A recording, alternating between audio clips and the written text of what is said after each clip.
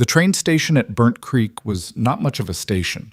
It was a covered platform, a hand-painted sign, and a man in a wool coat leaning against a post with his arms crossed and his hat pulled low against the October wind.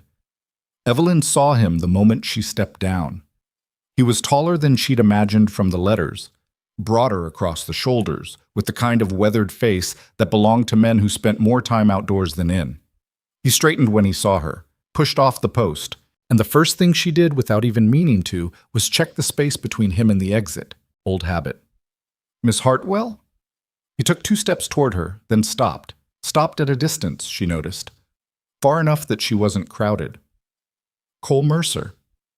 "Mr. Mercer." Her voice came out steadier than she felt. She'd practiced that. "I recognize you from the photograph. You look like yours too." He reached for her bag. She pulled it back slightly before she could stop herself, and his hand withdrew immediately. No comment, no flash of irritation. He just let his arm fall back to his side. "My wagon's out front. It's a 2-hour ride to the ranch. I've got blankets if you need them." "I'm fine." "All right." That was it. No lecture on the cold, no remark about how a woman ought to accept help. He simply turned and walked toward the wagon, leaving enough space beside him for her to walk or not walk. Her choice, either way. She walked. The town of Burnt Creek stretched 3 blocks in each direction from the train depot, a general store, a feed supply, a small bank with a cracked front window, 2 saloons running side by side like quarreling brothers, and a church at the far end of the main road with a steeple that leaned slightly east as though tired of pointing at the sky. People moved along the boardwalk in the particular way of small towns, slowly enough to watch a stranger arrive. And they watched. Evelyn felt their eyes and kept her face neutral.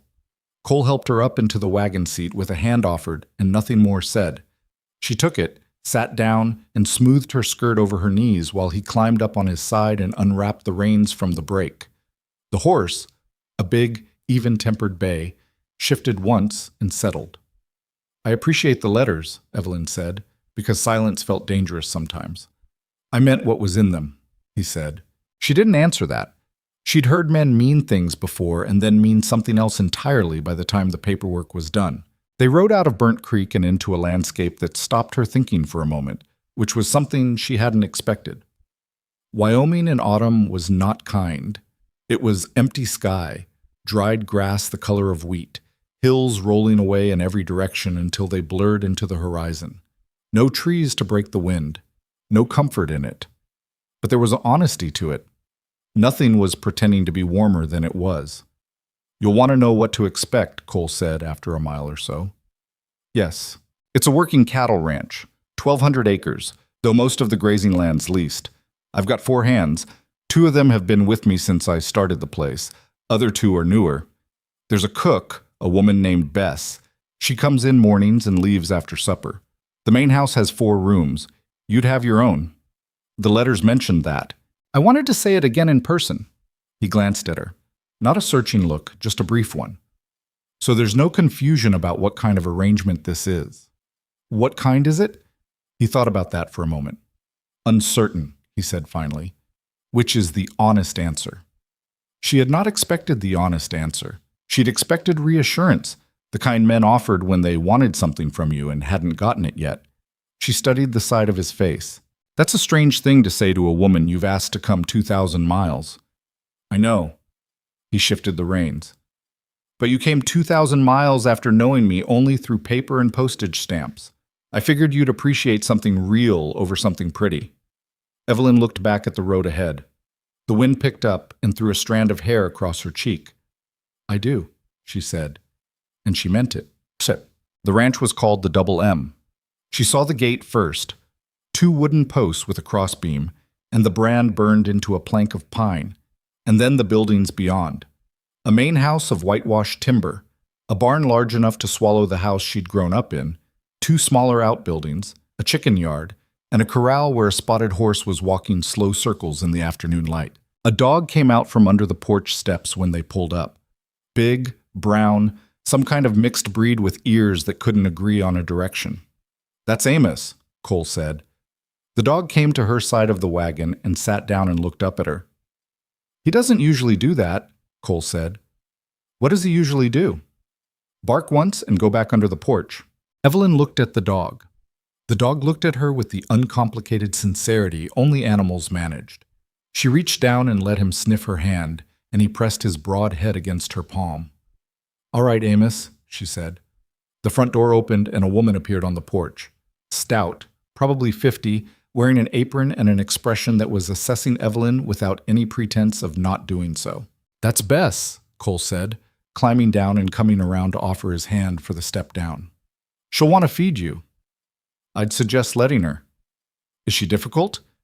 "Only if you try to help in the kitchen without being asked." He said it with something that wasn't quite a smile, so more like the shape a smile left behind. Evelyn climbed down. "You're the letter woman," Bess said from the porch. "Evelyn Hartwell. Bess Calloway." She looked Evelyn up and down with the frank efficiency of someone who didn't have time to waste on pretense. "You eat meat?" "Yes." "Good. I've got a pot of venison stew that's been going since noon. Come inside before the wind gets worse." That first night, Evelyn sat at the kitchen table across from Cole Mercer and ate venison stew and fresh bread and drank coffee that was strong enough to be impolite, and she waited for something to go wrong. It was what she always did. She'd learned to wait for the shift, the moment when a man's patience ran out, when the carefully assembled politeness fell away and showed you what was underneath. She'd been waiting for it since the train platform, cataloging the small things, how close he stood, how he moved, whether his face changed when she disagreed with something or didn't respond the way he might have hoped. Nothing shifted. He asked her about the journey. Genuinely, it seemed, not as conversational filler. She told him about the connection she'd nearly missed in Chicago, the woman in the next berth who'd talked for 6 hours straight about her daughter's wedding in Portland. He laughed at that. A short, real laugh, not performed. "How long since you left home?" he asked. She thought about what to call home. 4 years, she said. "I've been in Cincinnati." "Alone?" "Mostly." She wrapped both hands around the coffee mug. "I had a room above a millinery shop. I did alterations." "Was it good work?" "It was steady work." She paused. "There's a difference." He nodded like he understood the difference, which she hadn't expected from a man who owned 1,200 acres. "Why did you write to the agency?" she asked. Not accusatory, genuinely curious. "You could have found someone here. There must be women in Burnt Creek who—" "There are," he said, "but—" He stopped, picked up his coffee, set it down. "I wrote 4 letters to the agency. Got 2 responses. One woman was already matched. You were the other one." He looked at the table for a moment. "I figured the distance meant something, that a woman coming from that far away was either very brave or very desperate, and I'd rather be honest with either one than—" He stopped again. "Then what?" "Then marry someone who came because it was the path of least resistance. Someone who'd spend the rest of her life resenting the mud on the porch every time it rained." Evelyn was quiet for a moment. "That's an unusual way to think about it."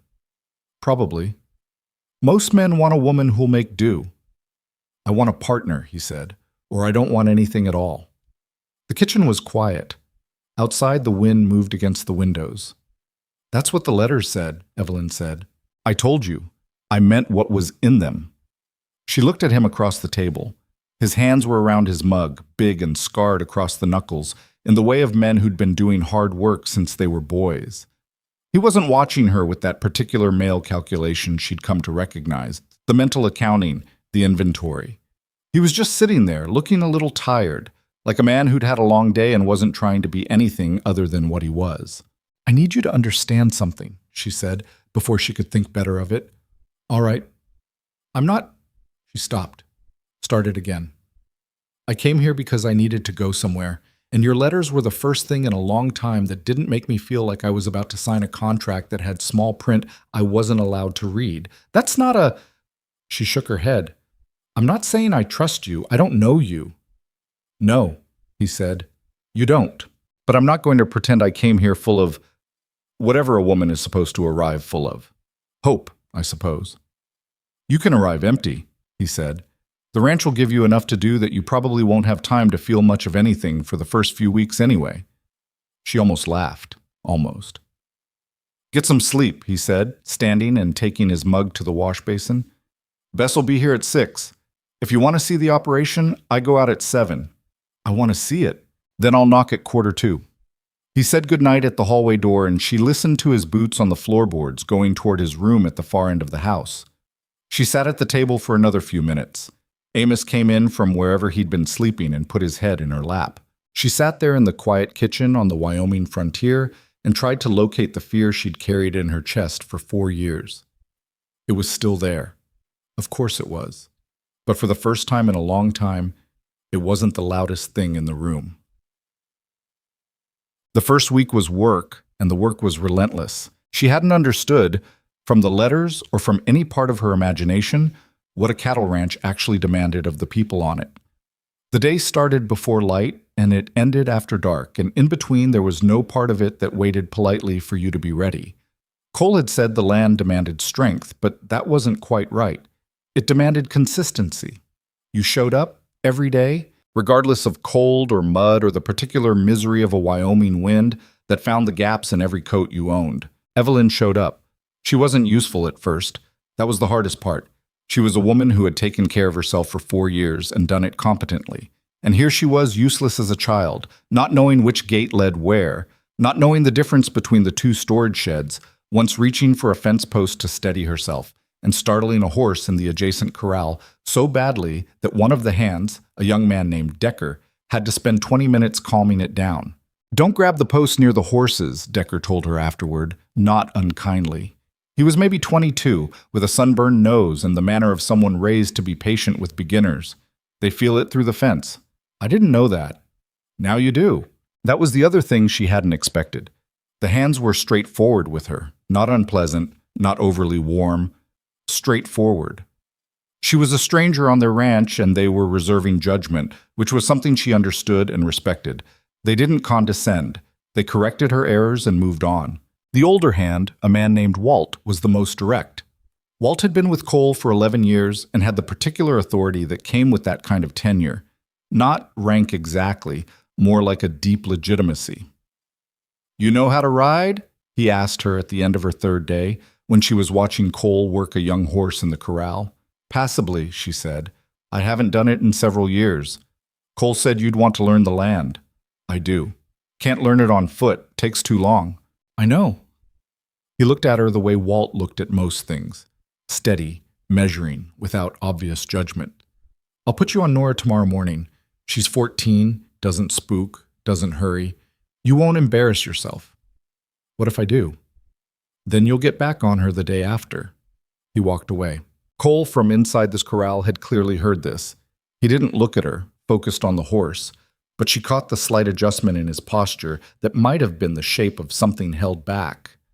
Nora was, as Walt had promised, a horse of impeccable patience.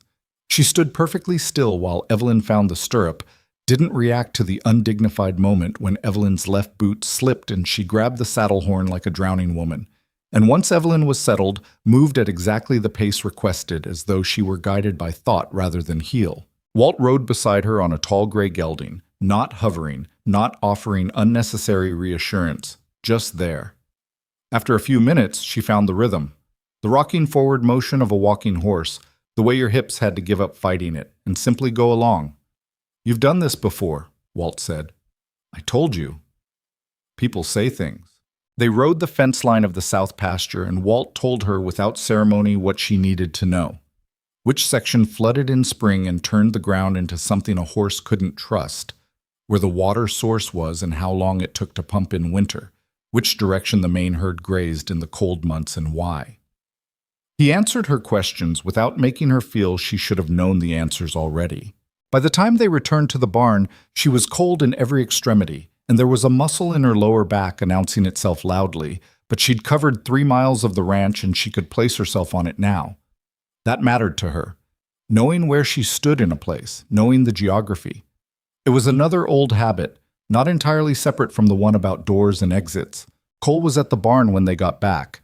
He took Nora's reins when Evelyn dismounted and ran a hand down the horse's neck. "How was it?" he asked. "Useful," Evelyn said. He handed Nora off to Decker and walked back toward the house beside her. "You're not going to tell me you enjoyed it." "I don't know yet whether I enjoyed it. I know I needed to do it." He was quiet a beat. That's a fair answer. Do you want me to tell you I enjoyed it? I want you to tell me the truth, he said, whatever that happens to be. She stopped walking. He stopped too, slightly ahead of her, and turned. Why? She said. Why what? Why does it matter to you whether I tell the truth? Most men want to hear, I'm not most men, he said. Not defensive, just flat, like a statement of fact he'd made before. And I know that sounds like exactly what most men say. I can't prove it to you in a day or a week. All I can do is, he seemed to think about it, show up the same way every day and hope you eventually believe it's not an act. Evelyn looked at him for a long moment. The cold was pressing in. The barn behind them was breathing warm air through its open doors. I believe in demonstrated behavior, she said finally, not statements. Good, he said. That's smart. They walked back to the house without saying anything else, and somehow the silence felt less like discomfort than it had before. What nobody had told her about fear, real fear, the kind that had lived in her bones so long it had started to feel like personality, was that it didn't simply leave when the conditions changed. It didn't read the situation and conclude that the danger had passed and begin to lift. It stayed.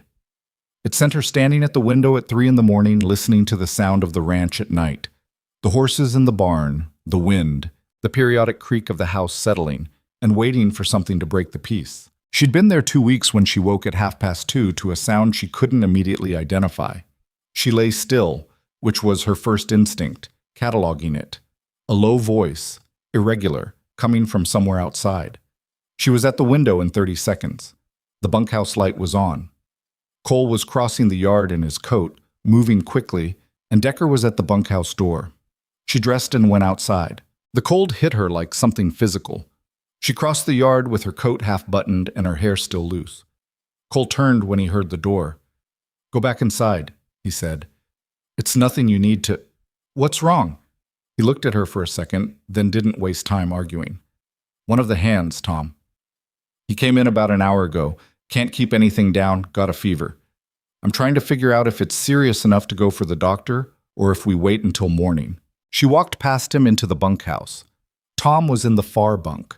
A man of maybe 40, one of the newer hands she hadn't spoken to much, lying with a blanket pulled up and the particular gray pallor of someone whose body was working hard against something. Decker was crouched beside him with a basin. Evelyn had done 4 years in Cincinnati without a network, without much in the way of help, and one of the things that meant was that she'd learned to deal with illness herself before she could afford a doctor. She put her hand to Tom's forehead, then the back of his neck. How long has the fever been high? She asked. Tom managed to look embarrassed despite everything. Since after supper. Any pain? Here. She pressed gently at his right side. No, just sick. Anything you ate that the others didn't? Decker said, he had some of the salt pork from the old barrel. The rest of us used the new one. It's the salt pork, Evelyn said, standing up and turning to Cole, who had come in behind her. Keep him drinking water, a sip at a time. Keep the basin close. He'll be miserable tonight, but if there's no pain in his side by morning, he doesn't need the doctor. Cole looked at her steadily. You're sure? No, she said. But it's a reasonable assessment. If anything changes, any pain, any difficulty breathing, anything different, you get him to a doctor regardless of the hour, but I don't think it will. He held her gaze for another second, then looked at Decker. Stay with him. I'll relieve you at 4. Evelyn turned to go. Cole caught up to her outside, the cold closing over them again. Where'd you learn that? He asked. Looking after myself, she said. You get good at assessing things when calling for help isn't always an option. He walked beside her back toward the house. At the porch steps, he said, Thank you. I didn't do anything. You didn't have to come out at all. She looked at him in the dark. His breath made small clouds in the cold air. It's my ranch too, she said. For now. She went inside. She didn't look back to see his expression, but she heard him on the porch for a moment before he went back across the yard to the bunkhouse, and she thought, not for the first time and not with any comfort yet, just with a tentative, careful precision, that she might have been wrong about at least some of what she'd expected to find here. Tom recovered by morning, He was sheepish about the whole affair, and Evelyn let him be sheepish and didn't make anything of it. Decker told the others, though, and after that the hands treated her with a slightly different quality of attention. Still reserved, still not familiar, but with a shift in it that was something like the beginning of respect. She didn't know what to do with respect. She'd gotten used to invisibility. The days continued. She got better on Nora. Walt started taking her out for longer rides down to the creek that marked the southern boundary and along the ridge above the east pasture, where you could see the whole sweep of the ranch laid out below. There was a particular afternoon, 3 weeks in, where she sat on that ridge in a thin November sunlight and looked at the land below and felt, for the first time since she'd arrived, something that was not the absence of bad things but the actual quiet presence of a good one. She didn't call it peace. She wasn't ready for that, but she noted it, the way she noted everything. Cole found her up there, riding back from checking the eastern fence. "Walt's been running you hard," he said, pulling up beside her. "I asked him to." He looked out at the same view. "Why?" "Because I need to know the place." She paused. "I need to understand where I am." He was quiet for a moment. "And?" "It's—" She searched for the word. "Honest, the land here. It doesn't pretend." "No," he said, "it doesn't." They sat there for a few minutes in the November cold, not quite comfortable, not quite uncomfortable, in that particular space that exists between strangers who might not always be strangers. "Can I ask you something?" Evelyn said. "You can ask anything." "The women in Burnt Creek." She looked at him. "You said you could have found someone there. Why didn't you?" He looked out at the ridge. "I tried," he said, after a moment. "A couple of years back. There was a woman, widow, 2 children. I thought—" He stopped. "It didn't work. She needed someone who could be more present than a man with a cattle ranch can be. And I couldn't become that. I tried for about 8 months, and I couldn't." "Did you care for her?" "Yes." He didn't hedge it, which is why I ended it when I did instead of letting her stay in something that was wrong. Evelyn considered that. "You said you wanted a partner." "I do. Someone who could do this." She gestured at the land. "Live this." "Someone who'd choose to," he said. "That's different from someone who could endure it." She turned to look at him. He was watching her with an expression she was still learning to read. There was something careful in it, but not calculated. Something that was trying not to ask more than it had the right to ask. "I haven't chosen anything yet," she said. "I know. I'm still—" She stopped. "Learning the territory?" he offered. "Yes." He nodded. "Then learn it," he said. "There's no clock on it that I've put there." He turned his horse and headed back down the ridge toward the ranch, not waiting, not making a production of leaving. Just going as though it were entirely ordinary to leave a woman alone on a ridge with her thoughts. Which, she was slowly coming to understand, was entirely his point. She sat there another 10 minutes, watching the light move on the hills below, feeling the cold come up through her coat, listening to the particular quiet of a place without crowds. And somewhere in the machinery of her chest, behind the fear, behind the old practiced wariness, something shifted by a fraction of a degree. Not much. Nothing that would make a story worth telling, not yet. But something. The 10th of November brought the first real snow to Burnt Creek, and with it came the particular truth of a Wyoming winter.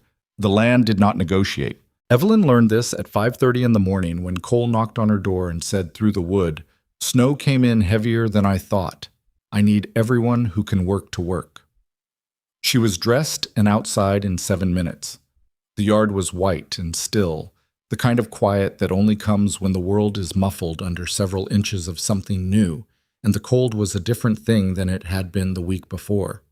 Not a bite, but a press. The kind that got into your lungs if you didn't cover your mouth. Walt handed her a scarf without saying anything and pointed toward the barn. The morning was water troughs frozen over, and hoses that needed to be run from the house for the thaw, horses that needed to move and didn't want to, feed lines that needed to be broken through, and 3 calves in the far pen that had gotten themselves into a corner and were too cold and too stubborn to move without being physically encouraged. Evelyn spent 45 minutes in that pen, up to her calves in snow, learning that cattle were simultaneously very large and very stupid, and that encouraging them required more volume than dignity usually permitted. Decker was working beside her when she finally got the last calf moving. "You swear?" he said. "What?" He was grinning. Just then, when the big one stepped on your foot.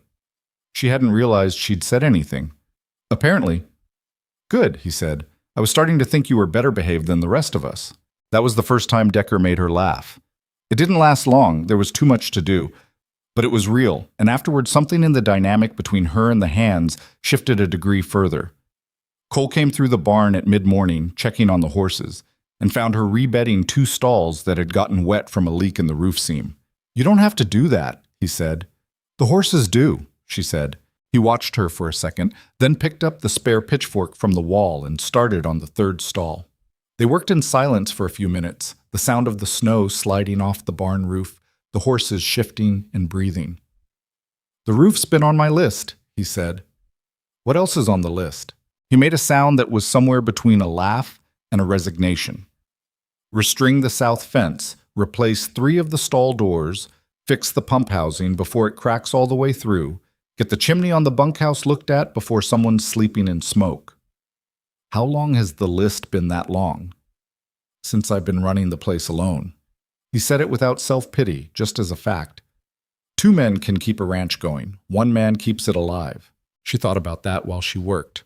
After a while, she said, "What did you do before you came here, before the ranch?" "Worked cattle for other men," he said. "Montana first.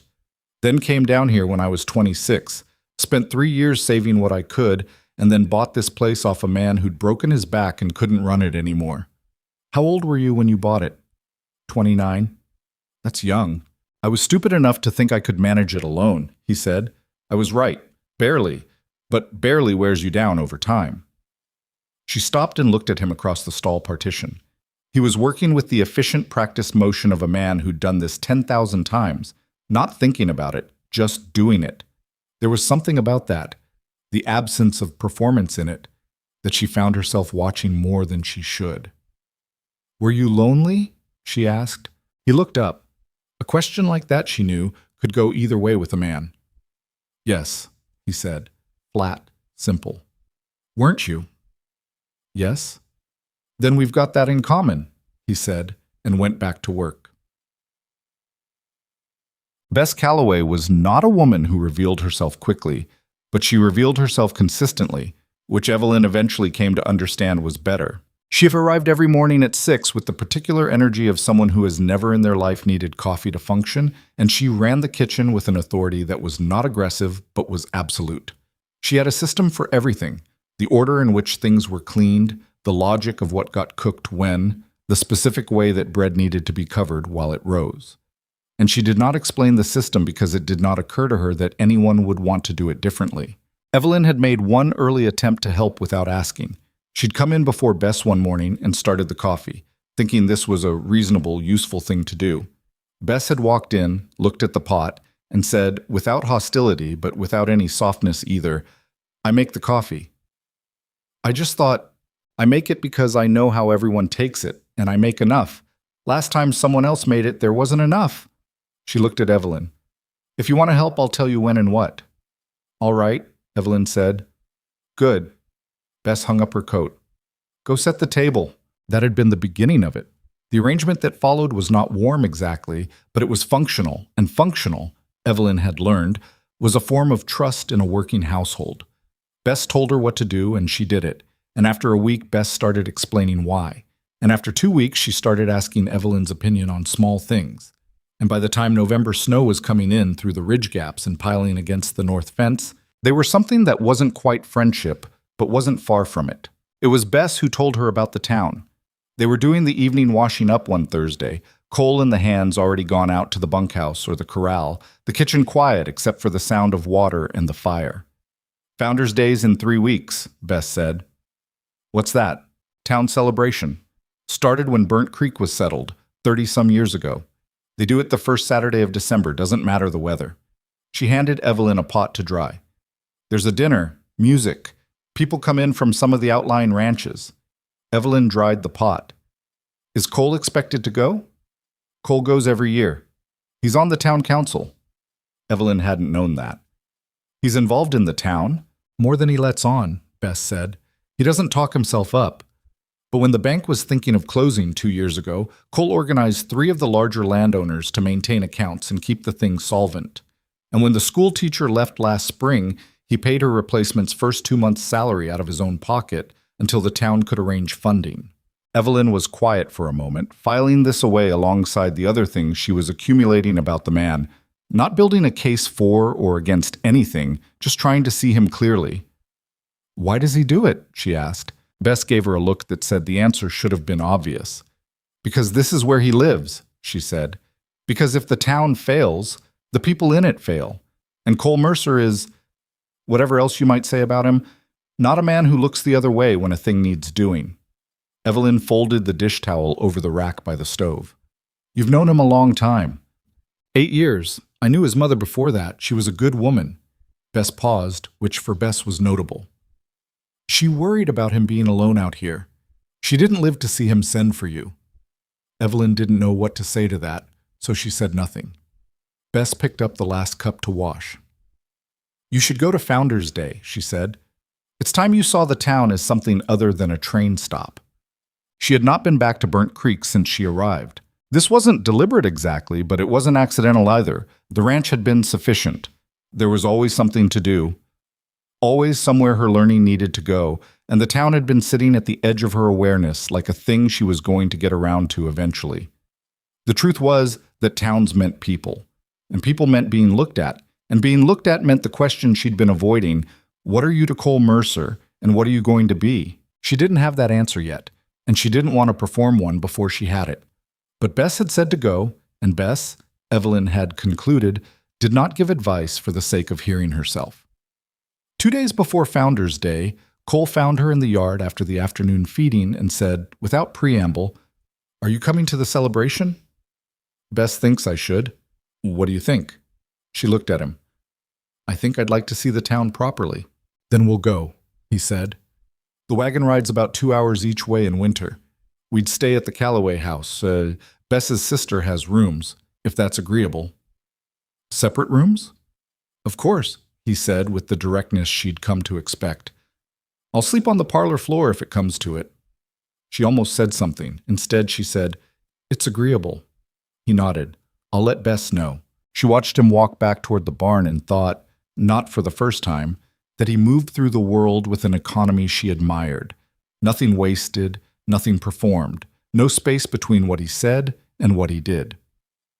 She thought about what Bess had said, about the bank, about the school teacher, about a man who looked at a thing that needed doing and simply did it. She was aware that she was building a case, and she was aware that building a case was not the same as trusting someone.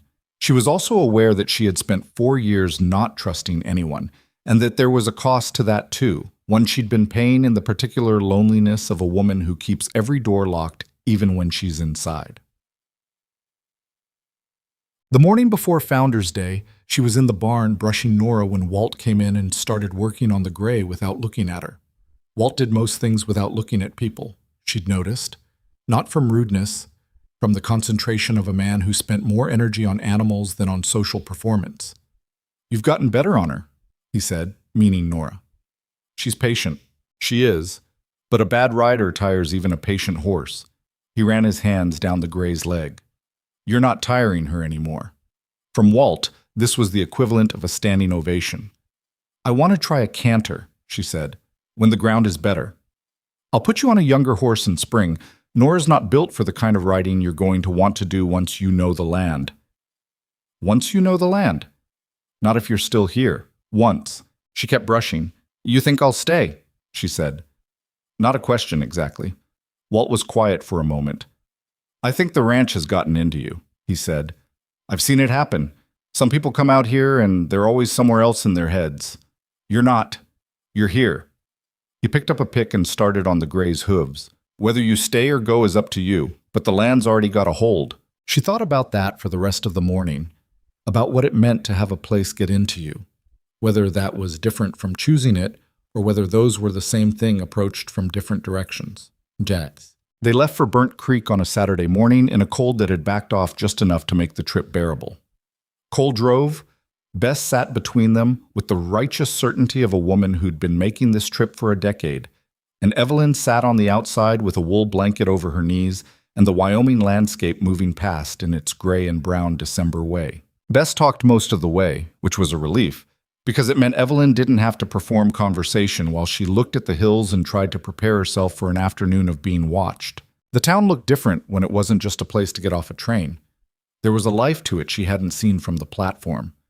People she now had names for, having heard them mentioned by Cole or Bess or the Hands, the Harmon family that ran the general store, Dr. Elias Croft, who'd apparently been the only physician within 40 miles for 20 years, and looked every year of it, the schoolteacher Bess had mentioned whose name was Marion Price, and who was, Evelyn was informed, very good with the children and very difficult at card games. The Calloway house was 3 blocks off Main Street, a tidy 2-story, with a porch that wrapped around the front. Bess's sister, Helen, was a smaller, louder version of Bess, with the same direct manner but considerably more interest in talking. "You're the one who came from Cincinnati," Helen said, before Evelyn had gotten her coat fully off. "I am." "Bess says you're sensible." "I try to be." "Good. We've had enough nonsense around here lately." She said this as though there was a specific instance of nonsense in mind, and swept off toward the kitchen. Cole caught Evelyn's eye across the hall. She raised her eyebrows slightly. He looked at the ceiling briefly, which was the most she'd ever seen him express exasperation. The Founders' Day dinner was held in the largest building in Burnt Creek, which was the same building that served as the meeting hall, the overflow church, and the polling location in election years. The long tables were set end to end, the space lit with lanterns and the smell of wood smoke and pine boughs that someone had brought in. And by 6 o'clock, the room held perhaps 80 people in varying states of celebration. Evelyn had been to enough social functions in her life to know how to navigate one, but she'd never navigated one as whatever she was to Cole Mercer, and the ambiguity of that made the evening more complex than it might have been. People watched her in that way of small communities, not hostile mostly, but measuring. A woman from Cincinnati who'd come out to Mercer's ranch, not yet married to him, not exactly hired either. The category was unclear, and unclear categories made people curious. Cole introduced her as Evelyn Hartwell, and he introduced her to each person by name with a word or two of context. "Tom Harmon runs the general store. He'll know if you need to order anything from Cheyenne. Marion Price is the school's teacher. She's been trying to get more books for the library. Ben Aldrich is on the council with me. He's the one who actually keeps the minutes because my handwriting is beyond saving." He didn't add any title for her, no explanation of what she was doing there, and she appreciated that more than she could have said. He was letting her be a person first. She talked to Marion Price for nearly an hour. Marion was 34, originally from Pennsylvania, and had what Evelyn recognized as the particular sharpness of a woman who'd had to be smarter than the room to be taken seriously in it. "How do you find it here?" Marion asked. Not the polite version of the question, but the real one. "Different than I expected," Evelyn said. "How so?" "I expected it to be harder in one direction, and it's been harder in another." Marion looked interested. "Which direction did you expect?" "I expected the difficulty to be the land, the work, the cold, the distance." Evelyn looked at the room around them. "I didn't expect that the difficult part would be figuring out what I thought about it, about staying or not staying. I expected that to be simple." "Because you thought you'd know right away," Marion said. "Yes. And you don't." "No." She paused. "I know I'm not done here. I don't know what that means yet." Marion nodded as though this made perfect sense. "I came here for a 1-year contract," she said. "That was 4 years ago. I'm still trying to figure out what I think about it." "What do you think?" Marion looked at her glass. "I think the place gets into you," she said. "And then the question isn't whether you like it.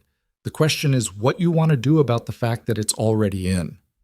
Evelyn recognized the echo of what Walt had said that morning. She filed it. It was later in the evening when she met Harlan Voss. She'd been getting a cup of coffee near the back table when he appeared beside her, a man of about 50 with a wide face and the particular confidence of someone who had always occupied the most significant position in whatever room he was in. He was well dressed for Burnt Creek, a good coat, clean collar, cufflinks that caught the lantern light. "Miss Hartwell," he said. He said it as though he'd known her name for some time, which was possible, small town being what it was. "Harlan Voss. I own the Silver Bell." "The saloon?" "The saloons," he said with a slight emphasis on the plural, both of them, as it happens, and some other business interests. He smiled in a way that was practiced and pleasant and meant nothing in particular. "I understand you've been getting acquainted with the Double M." "I have. Mercer runs a good operation." He said it with the tone of a man complimenting something he felt mildly competitive with. "Quiet, though. Isolated. That suits some women and not others." "I found it suits me so far," she said. "So far," he repeated. "Well, Burnt Creek has more to offer than a ranch at the end of a 2-hour drive. If you ever find yourself wanting a bit more civilization, let's say." He gestured broadly at the room as though it were civilization on display. "I know most people in this territory. I could make introductions." Evelyn looked at him steadily. She had met Harlan Voss before, or men exactly like him, men who wore friendliness as a jacket and something else underneath it. "Thank you," she said. "I'll keep that in mind." "See that you do." He touched the brim of his hat, which he'd not removed since he entered, and moved away with the deliberate ease of a man who never hurried because the world waited for him. Cole was at her shoulder before she'd processed the departure. "I see you met Voss," he said. "Is he always like that?" "Voss is exactly like that in every conversation he has with everyone," Cole said. "The only variable is what he wants from the person." "What does he want from me?" Cole picked up his coffee. "If you're going to be at the Double M, you're useful to him in some way or another. That's how he sees people, as tools or obstacles." He said it without heat. "He's not dangerous exactly. He's just transactional. Everything's a transaction. He made me feel like I was being assessed." "You were." He looked at her. "Are you all right?" She thought about it. "Yes," she said. "I just wanted to know what I was talking to." "Now you do." She nodded.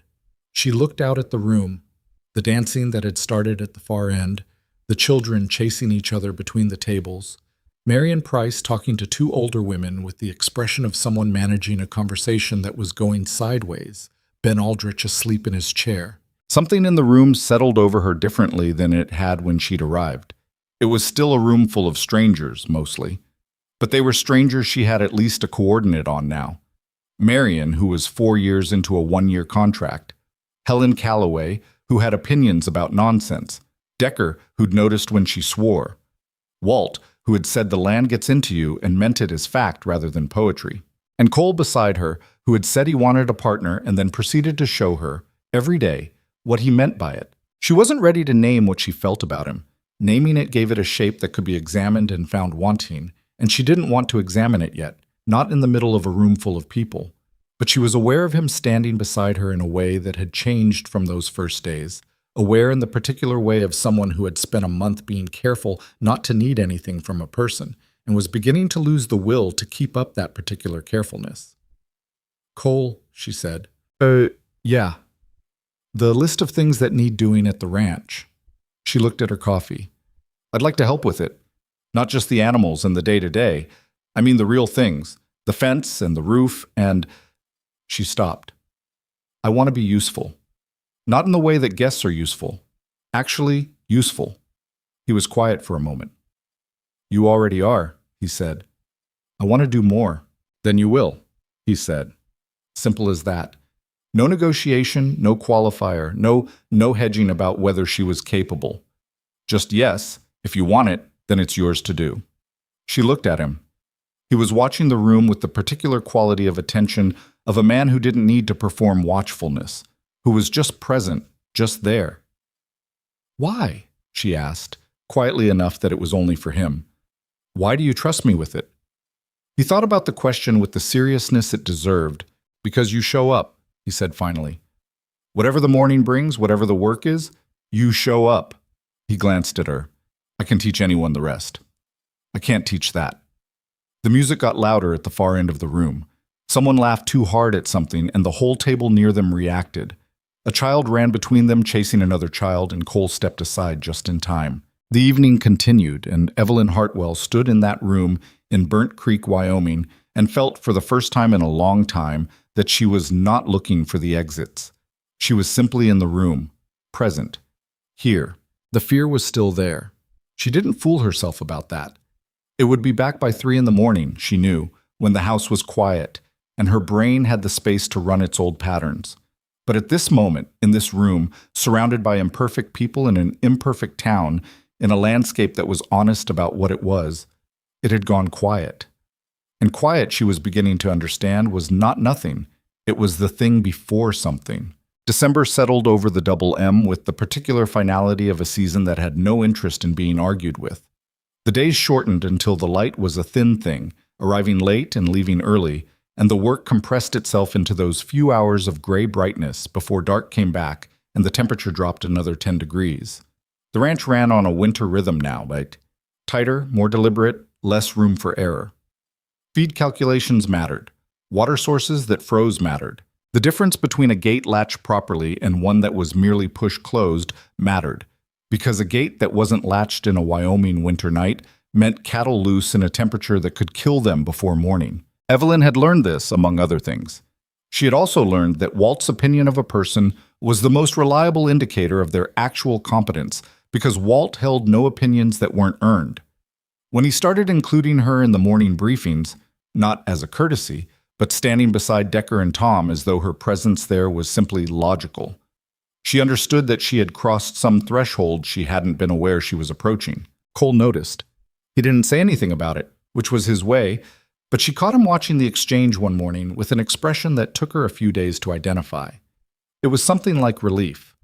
The third week of December brought news from town that arrived via Ben Aldrich, who rode out to the Double M on a Tuesday afternoon with the energy of a man carrying something he couldn't wait to put down. Cole was mending a section of stall fencing when Ben's horse came through the gate, and Evelyn was helping, or more accurately, holding the board steady while Cole drove the nails, because she had learned that her arms were more useful in this operation than her as yet unpracticed hammering, which Cole had endured for 3 minutes before very diplomatically suggesting she hold instead. "Mercer?" Ben called from his horse. He nodded at Evelyn. "Miss Hartwell." "Ben!" Cole straightened. "Get down!" Ben got down with the stiffness of a man who'd been in the saddle longer than he wanted and tied his horse at the rail. He was about Cole's age, broad across the middle, with a face that showed everything he felt about a situation, which made him a poor council member and an excellent person to have a direct conversation with. "There's a problem," he said. "There's always a problem in December," Cole said. "This one's Voss." Ben looked at Evelyn, not with suspicion exactly, but with the instinct of a man deciding whether something was private. Whatever he saw in her face apparently resolved the question, because he continued.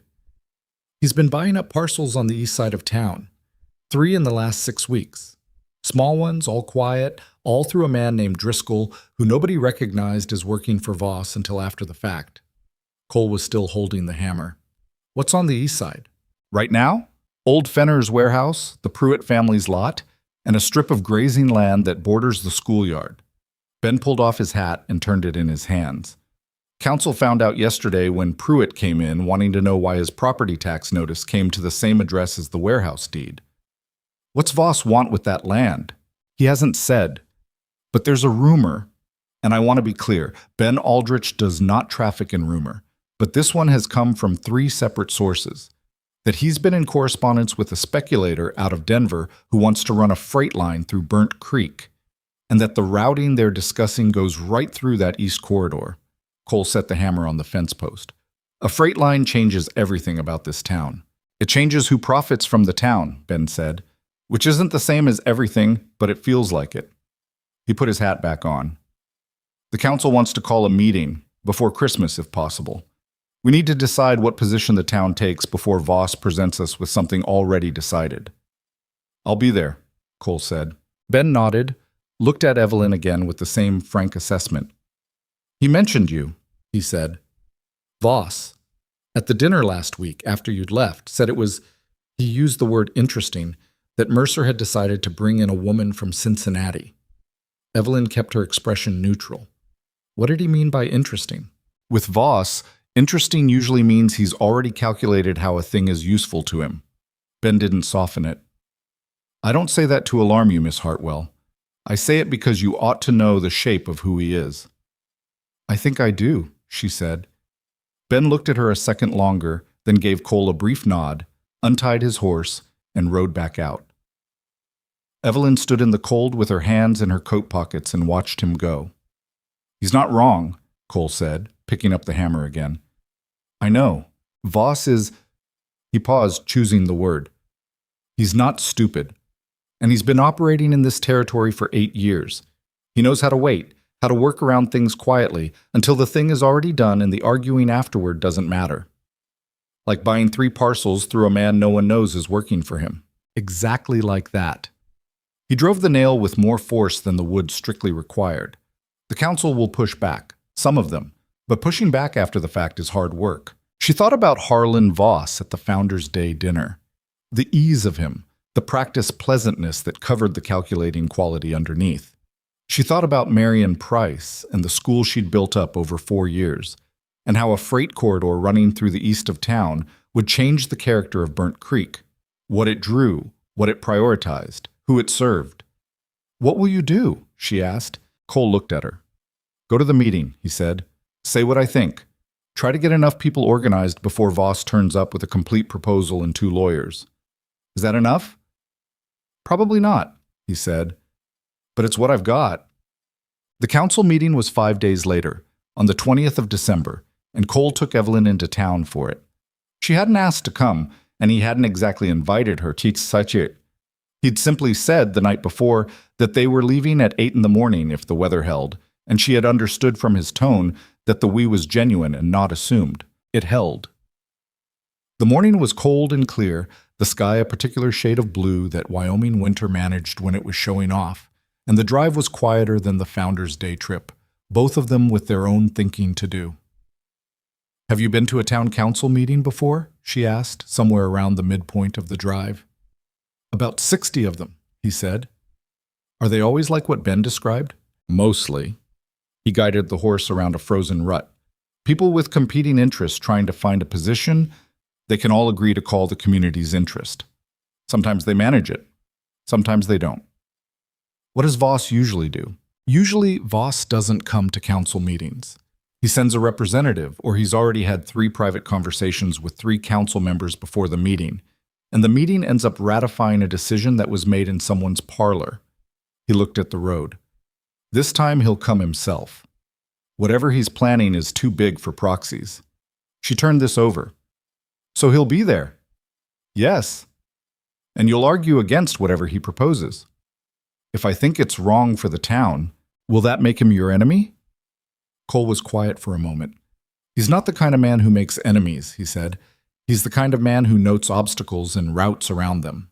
He glanced at her, which, in my experience, is more annoying and less honest than just being an enemy. She thought she understood then why he'd asked her to come. The meeting hall was already fuller than she'd expected for a December morning. Most of the council members were present, 7 of them, seated at a long table at the front, and perhaps 20 townspeople in the chairs, more standing against the walls. Marion Price was there, near the back, with the attentive posture of someone who'd learned to pay attention to decisions made in rooms like this. Helen Calloway was 2 seats down with her arms folded. Voss came in 5 minutes after Cole and Evelyn. He had 2 men with him, one who looked like a lawyer, and one who looked like the kind of man you brought when you wanted people to notice how many people you could bring. He sat on the far side of the room, not at the table, and he acknowledged Cole's presence with a nod that was pleasant and informed Evelyn of exactly nothing. The council chairman, a man named Pierce, who was primarily known for owning a very good horse and having very little patience for long meetings, called things to order. The first 40 minutes were procedural, which was the way of these things, and Evelyn sat beside Cole and listened and watched and tried to map the room. Who spoke and who didn't? Who deferred to whom? Who looked at Voss when a difficult point came up rather than looking at Pierce? Then Voss was given the floor. He stood without notes because he was the kind of man who didn't need them. He'd given this speech, or a version of it, before.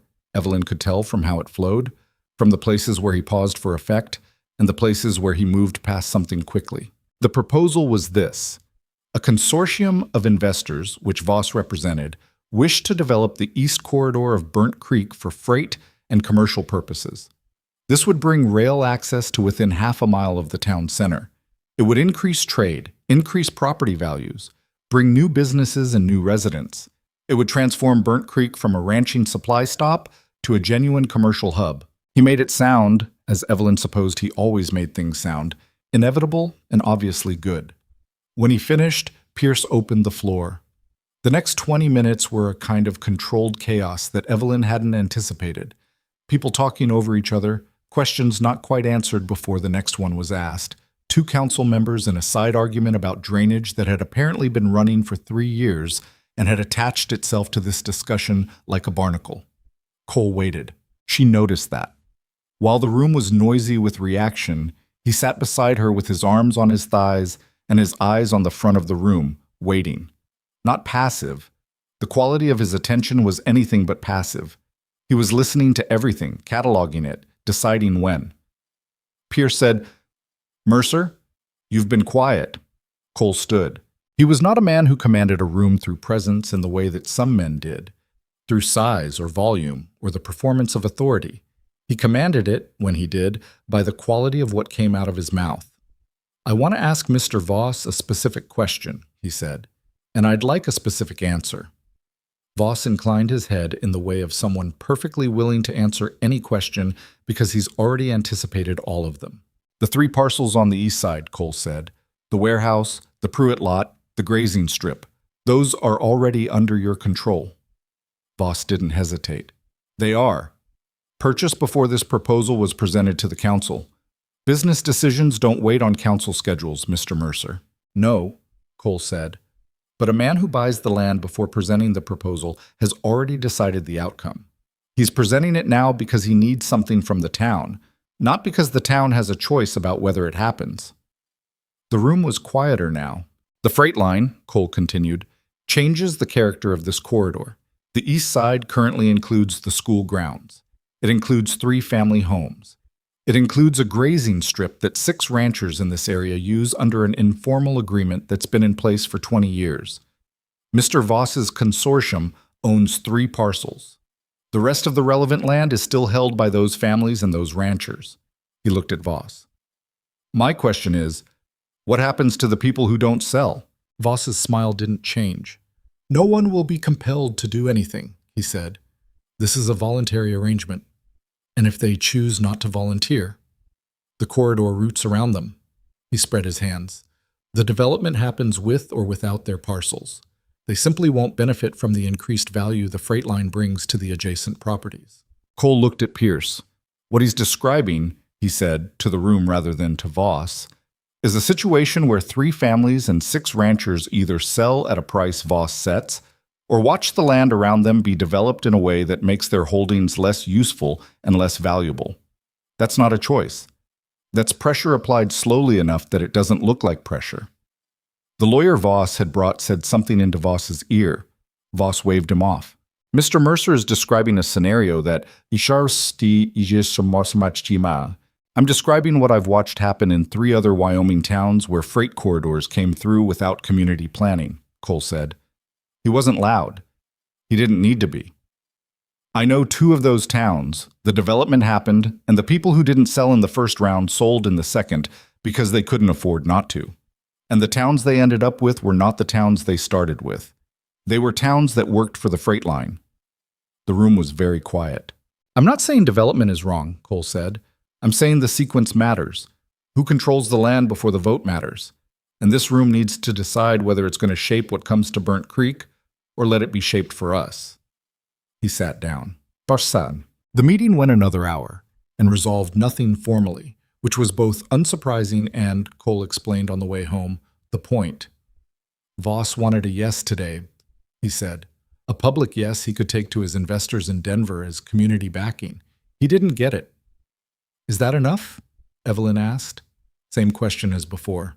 "For today." He leaned forward against the wind, the wagon moving through the late afternoon gray. "He'll be back. Probably after Christmas, when people are tired and the new year feels like a good time to settle things." She thought about the room. about the families whose homes were in that east corridor, about Marion Price and the school she'd spent 4 years building. Could they fight it, she said? The families, the ranchers? They can refuse to sell. Is that enough? If enough of them refuse, the routing changes and the value of what Voss already owns changes. He might still build, but it costs him more and delivers less. He looked at the road. That requires them to hold, to not be picked off one at a time. Someone would need to organize them. He didn't answer right away. She looked at him. Cole.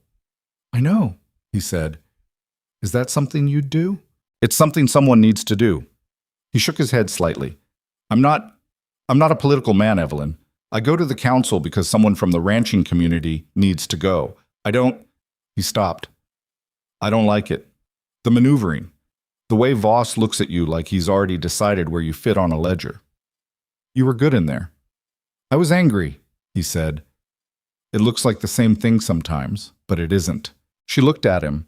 He was staring at the road ahead with the expression of a man who'd committed to a direction he wasn't certain about, which she recognized because she had spent the last 2 months feeling exactly that. Then be angry, she said, if it makes you say the right things. He looked at her briefly. That's an interesting way to think about it. I've had to be practical about the materials I have, she said. Something shifted in his expression at that, something that was less guarded than his usual face, and she thought that she had seen for a moment the particular tiredness of a man who carried things without complaining about the weight. Thank you, he said, for coming today. Did it help? Yes, he said. It helped. She didn't ask how. She understood enough of him by now to know that the help was not tactical. She hadn't contributed anything to the meeting itself. The help was something else, something in the texture of not being alone in the room, and she understood that because she had spent a long time alone in every room. 3 days before Christmas, Harlan Voss came to the Double M. She was in the yard when his horse came through the gate. Not a wagon, just Voss on a good gray gelding, alone, which meant this was personal and calibrated to look informal. She had been carrying water to the chicken yard, and she stopped and watched him come. He saw her and altered his course slightly, coming toward her rather than toward the house. Miss Hartwell. He touched his hat. He was wearing a coat that cost more than most of what she'd brought from Cincinnati. Is Mercer here? He's in the barn, she said. He didn't move toward the barn. He sat on his horse and looked at the yard with the easy interest of a man who'd come to see the property as much as the person. Fine operation, he said. He's kept it up well. He has. Voss looked at her with the same assessing quality she'd noticed at the dinner. You've settled in, he said. That's good. Not everyone adapts to this kind of life. I found it suits me. You said that at the dinner, too. He smiled.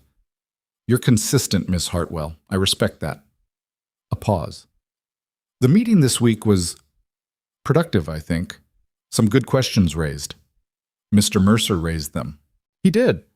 Voss's tone was approving in the way of someone who'd appreciated being tested. He's a thoughtful man. I've always found him thoughtful. He looked at her steadily. I hope he won't make this more complicated than it needs to be. There it was. She'd been waiting for it. Not the words exactly, but the shape of it, the place in the conversation where the pleasantness became something else. I'm not sure what you mean, she said. The development is going to happen, Miss Hartwell. The routing may change, the timeline may flex, but the freight line is coming through this corridor because the economics require it, and the railroad company has already committed the capital. He said it without hostility, just as information. The only thing in doubt is whether Burnt Creek shapes its future or has its future handed to it. I'd prefer the former, personally. That's why I came to the council. You came to the council after buying the land, she said. His expression didn't shift. The land purchase was a business decision. The council presentation was a community decision. Both can be true. Not easily. Easy isn't the standard, he said. Workable is the standard. He looked at her with something that might have been genuine interest, or might have been a very good imitation of it. You're sharper than I expected, he said, not as an insult, as an observation. I'll take it as one, she said. He studied her a moment longer. Tell Mercer I'd like a conversation, he said. Not at the council table, a conversation between neighbors. I'll tell him. He touched his hat again and turned the horse toward the barn. Evelyn stood in the cold with the water bucket in her hand and breathed through the particular unsteadiness that conversation had produced. Not fear, exactly, but the familiar alertness of someone who'd been measured by a person with their own interests in mind, and knew it, and hadn't blinked. Cole was outside the barn when Voss got there, and she watched from the yard as the two men talked. She couldn't hear them. Cole's posture was the one she knew now. Still, attentive, not giving much back. Voss gestured once at the east field, at something beyond the fence line. Cole said something short. Voss nodded, said something else. Cole didn't nod. After about 10 minutes, Voss remounted and rode out through the gate without looking back at the house. Cole came across the yard to where she was still standing. "What did he say to you?" he asked. "That the development is happening regardless. That the only question is whether the town shapes it or gets shaped by it." She paused. "It was the same argument you made, from the other direction." "That's Voss." Cole took the bucket from her hand, not asking, just doing it, and carried it to the chicken yard gate. He's not wrong about the freight line. The railroad company has been circling this territory for 2 years. But being right about the broad picture doesn't mean being right about the details. "What did he say to you?" "He wants to meet privately, without the council." He unlatched the gate. "He'll make me an offer. He makes everyone an offer eventually." "Will you take the meeting?" He looked at her over the gate. "Probably," he said, "because a man who refuses to hear the offer loses the information in it." She thought about that, about the way Cole moved through the world, not around things, but through them, taking the information they contained. "I want to be there," she said. He looked at her steadily. "I'm not—" She stopped. "I don't mean to insert myself into something that isn't—" She stopped again. This was the part that was still hard for her, staking a claim to a space she hadn't been explicitly given. "The double M is your home," Cole said. "Whatever happens with Voss affects it. If you want to be there, be there." She let out a breath she hadn't quite realized she was holding. "All right," she said. "Then I will." But the meeting with Voss was 2 days later in the kitchen of the Double M. Bess was there and made no indication of leaving, which Evelyn suspected was deliberate and entirely Bess. Voss arrived with a politeness that suggested he'd expected some version of this arrangement and had decided not to be bothered by it. He laid out the offer across 40 minutes. It was, as Cole had predicted, a complete proposal. Documentation, timelines, projected valuations, a figure for the Double M's eastern grazing parcel that was genuinely higher than Evelyn would have expected. Cole listened to all of it without interrupting. When Voss finished, he asked 2 questions. The first, what happened to the families in the East Corridor who didn't sell within the proposed acquisition period? The second, who held the controlling interest in the Denver consortium that Voss was representing? Voss answered the first with the same language he'd used at the council meeting. He answered the second with a name that meant nothing to Evelyn but meant something to Cole. She could see it in the brief, contained quality of his reaction. "Thank you," Cole said. "I'll give you an answer by January." Voss looked at him as though surprised that January was the timeline rather than the end of the meeting. But he gathered his papers and stood without making an issue of it. At the door, he paused. He looked at Evelyn. "You're going to have an influence on how this goes," he said. It was not a threat and not a compliment, just a thing he'd calculated. "I imagine a lot of people will," she said. "Yes," he said, "but some more than others." He left. Bess from the kitchen said, "I dislike that man." "I know," Cole said. "I'm saying it out loud so it's recorded." "Noted, Bess." Cole stood at the window watching Voss ride out. Evelyn stood beside him. The winter light was doing its thin afternoon thing, making the yard look bleached and flat. "The name he gave," she said, "the consortium. An investor named Tanner, based in Denver, operates in railroad speculation." Cole's voice was even. "He was involved in the Collis Ridge development 6 years ago, in Montana." He paused. "The ranching community there organized to resist the routing for 8 months. Then someone made a deal quietly, and the whole thing collapsed, and Tanner got the corridor he wanted. Someone was paid off. Someone was paid off." He turned from the window. "Voss is the face. Tanner is the engine, and Tanner doesn't lose." The room was quiet for a moment. "Cole." She looked at him. "What are you going to do?" He looked back at her, and she saw something in his face that was new. Not uncertainty, but the look of a man who is deciding how much of himself to show. "I'm going to talk to every rancher with land in that corridor," he said, "and every family. I'm going to tell them what I told the council, and I'm going to make sure they understand that holding together is the only position that has any weight against Tanner's money." He paused. "And I'm probably going to spend the next 4 months angry about it." She looked at him for a long moment. "I'll help," she said. "Evelyn, I know people now," she said. "I know Marion. I know the families from the dinner. I know how to listen to people, and I know how to tell when someone's been made afraid." She held his gaze. "You need someone who can talk to the wives, to the women who'll actually be in those houses when the decisions get made. Those conversations are not going to happen with you in the room." He looked at her. Really looked at her, the way he rarely did, without any of the careful distance he usually kept, just directly, as though he was looking at the whole of her and not just the part visible on the surface. "That's true," he said. "I know. It'll take time. It'll be complicated. I know that too." He held her gaze another moment, and then something in him settled, like a thing that had been held in tension finally finding its anchor point. "All right," he said. "Then we'll do it. Not I'll do it, not you can help. We." She heard it. She didn't say anything about it, but she heard it, and she stored it alongside everything else she had been accumulating about Cole Mercer over these 2 months of cold and work and careful, imperfect learning. The way he moved, the things he said and didn't say, the space he always left for her to choose. Outside, the December wind pressed against the kitchen windows. Amos got up from beside the stove, stretched with the long ceremony of a dog who takes his rest seriously, and came to put his head against Evelyn's knee. She put her hand on his broad head. The fear was not gone. She had stopped pretending it would simply disappear, that there was some moment coming where it would lift entirely, and she would feel the clean freedom of a person who had never been hurt. That wasn't how it worked. She knew that now. But something had changed in the last 2 months. Something in the architecture of it. The fear was still present the way a scar is present. It was part of the surface, but it was no longer an open wound. She could press on it and feel where it had been, but it was not bleeding. And she was still standing. Cole was across the kitchen table looking at the notes he'd made on a piece of paper during Voss's presentation, already thinking forward, already plotting the conversations he needed to have. He didn't look like a man who expected an easy road. He looked like a man who'd accepted the road as it was and was figuring out the best way to walk it. She watched him for a moment, this man who had offered her a choice when she'd expected a contract, who showed up the same way every day and simply waited for her to believe that it wasn't an act. She was beginning to believe it. Not all the way. Not with the whole of herself. Not yet. But enough.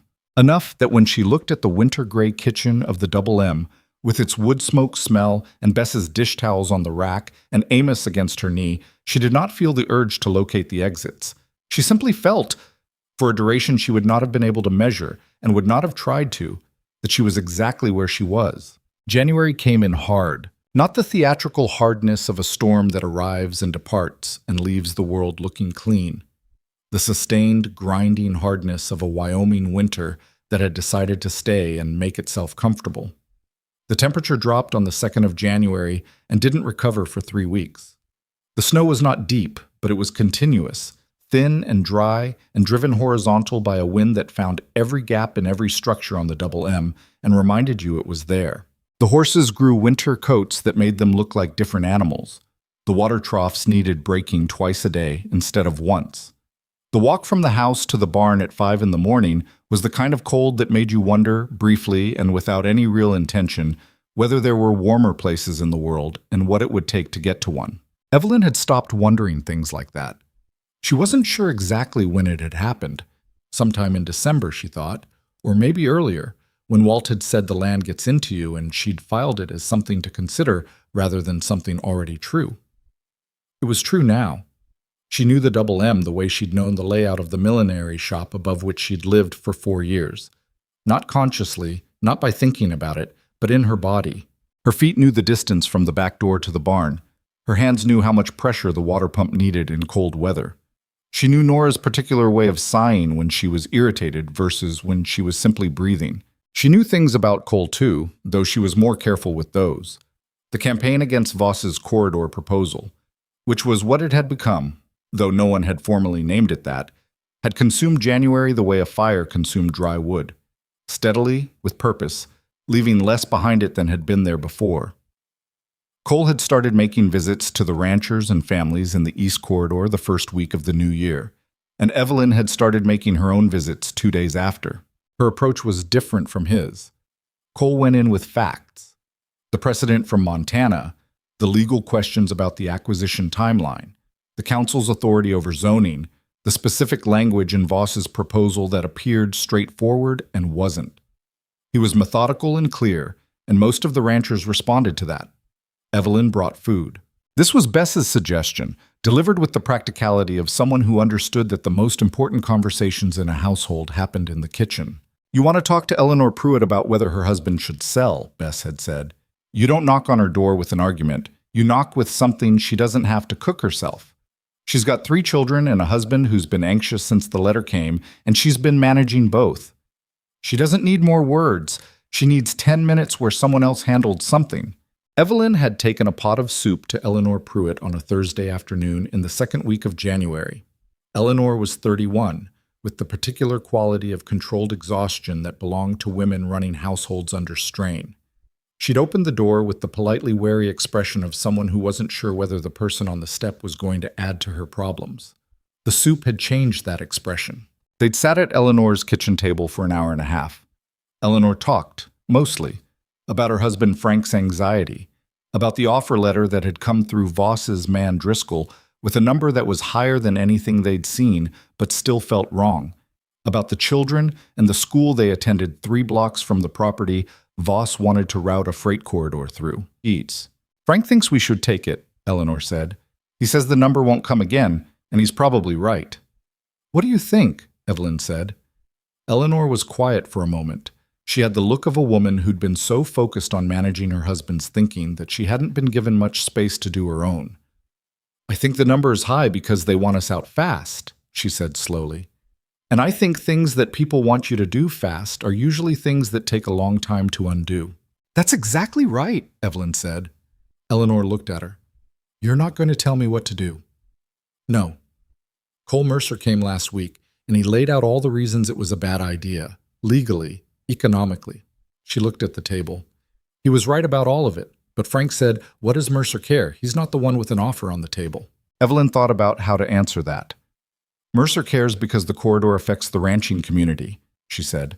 "But he also cares because this is where he lives, and what happens to Burnt Creek happens to him too."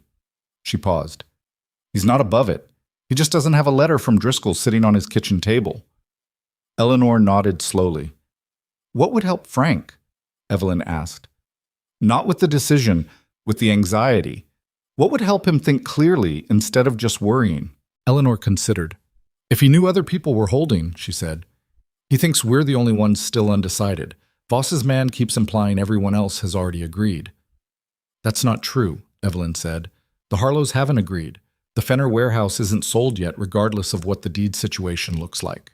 And the grazing strip, the 6 ranching families with informal rights to that land haven't agreed to relinquish those rights."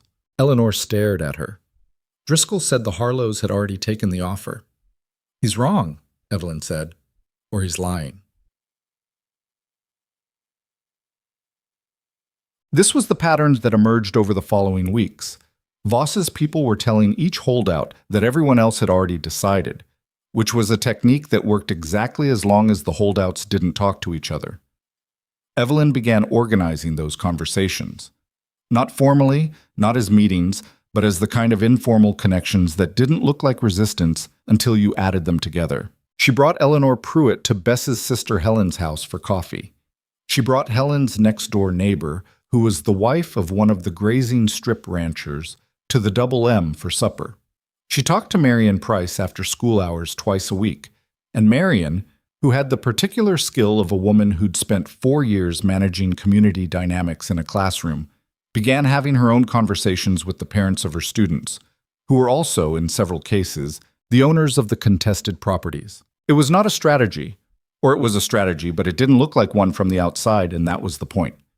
Voss was good at seeing formal resistance and routing around it. He was less good at the informal thing, the kitchen table thing, The quiet accumulation of people who'd compared notes and decided to hold. Cole watched this develop with an expression Evelyn couldn't entirely read. One evening in mid-January, sitting at the kitchen table after supper with the remnants of Bess's bread and the coffee pot between them, he said, "You understand what you're doing better than I did when I started it." She looked up. "I mean that as a plain observation," he said. "I went at it like a legal argument. You went at it like—" He stopped. "Like someone who knows how a household actually makes a decision." "The woman is usually involved in how a household makes a decision," she said. "I know. I just didn't think about how to reach them." He refilled his coffee. "Frank Pruitt came to me yesterday. Said he'd decided to hold." "I heard." He looked at her. "You talked to Eleanor." "I took her soup." He was quiet for a second, then with the particular quality that was not quite a smile but was the closest he usually got. "Of course you did." "It was good soup," she said. "I know. She told Frank, and Frank told me, and he seemed to think the soup was a significant factor." "Bess made it," Evelyn said. "I just carried it." "Bess will be pleased to know she's influencing property decisions in Burnt Creek," he said.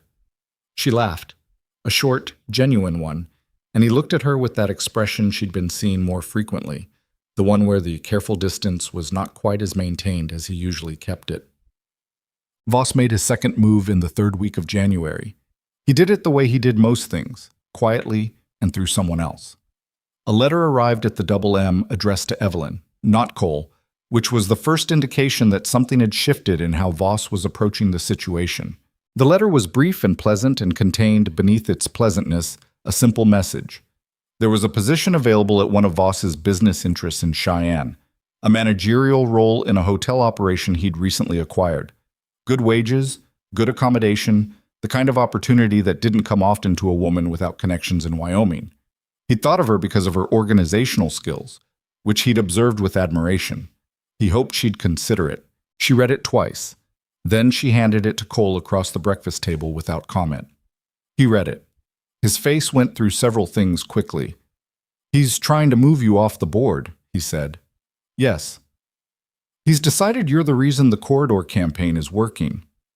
"He's not wrong about that." "No," Cole said. He set the letter down. "He's not." He looked at her directly. "This has to be your decision. If you want—" "I don't want the position in Cheyenne," she said. "Evelyn, I know what it is," she said. "I know what it's offering, and I know what it's actually offering." She looked at the letter on the table. "The first is a salary. The second is a way to remove me from a situation that's inconvenient for a man who doesn't like inconvenience." She looked up at him. "I've had men try to manage me out of rooms before, Cole. The method was usually more direct, but it's the same thing." He held her gaze. "What do you want to do about it?" he asked. "Nothing," she said. "I want to do nothing about it. I want to not respond and continue doing what I've been doing, and I want him to understand that trying to move me only clarified that he needs me gone, which means what we're doing is working." Cole picked up the letter and folded it and handed it back to her. "Then that's what we'll do," he said. She put the letter in her coat pocket. Then she picked up her coffee and finished it and stood up to start the morning. The community meeting happened on a Saturday at the end of January. It wasn't a council meeting. Those had a formality that made people careful about what they said, which was not what the moment required. It was held in the back room of the general store, which Tom Harmon opened on Saturday afternoons for purposes ranging from the practical to the social, and which had the advantage of being a room that everybody in Burnt Creek had been in before, and therefore associated with ordinary life rather than official proceedings. Evelyn had helped organize it, along with Marion and Helen and Eleanor Pruitt, who had become in the last 3 weeks someone whose opinion Frank Pruitt genuinely consulted, which was a change Marion had observed and reported back with quiet satisfaction. There were 22 people in the room when it started. By the time the conversation got going in earnest, there were 27. Word had moved down the street, and a few people who'd been on the fence about coming had come. Cole had asked Evelyn if she wanted to speak, and she'd said no. She'd sat near the back where she could watch the room, and she watched. She watched Eleanor Pruitt tell the room that Driscoll had lied to her about the Harlows having already sold, and the Harlows, sitting 2 rows over, confirmed this. and she watched the effect of that confirmation move through the room like a current. The particular anger people feel, not when they discover they were threatened, but when they discover they were lied to, which was different and in some ways more motivating. She watched Marion explain, with the calm authority of someone who'd spent years making complicated things clear, what the freight corridor would mean for the school. The noise, the traffic, the change in the character of the neighborhood. And she watched the parents in the room do the calculation. She watched Cole answer questions about the legal framework, about what the council could and couldn't do, about what holding together actually meant in practical terms. And she watched people who'd come in uncertain leave with something that was not quite a decision, but was close to one. It wasn't a victory. She knew that. There would be more pressure from Voss, more from Driscoll, possibly a revised offer designed to pick off the most financially vulnerable, possibly legal moves she and Cole hadn't anticipated. Tanner, in Denver, didn't lose. But the room held 27 people who had stopped being alone with their fear. That was something. After, when most people had gone and Marion was helping Tom Harmon straighten the chairs, and Cole was talking quietly with Ben Aldrich near the door, Evelyn stood by the back window with a cup of cold coffee and looked out at the January street. The light was doing its thin, late afternoon thing.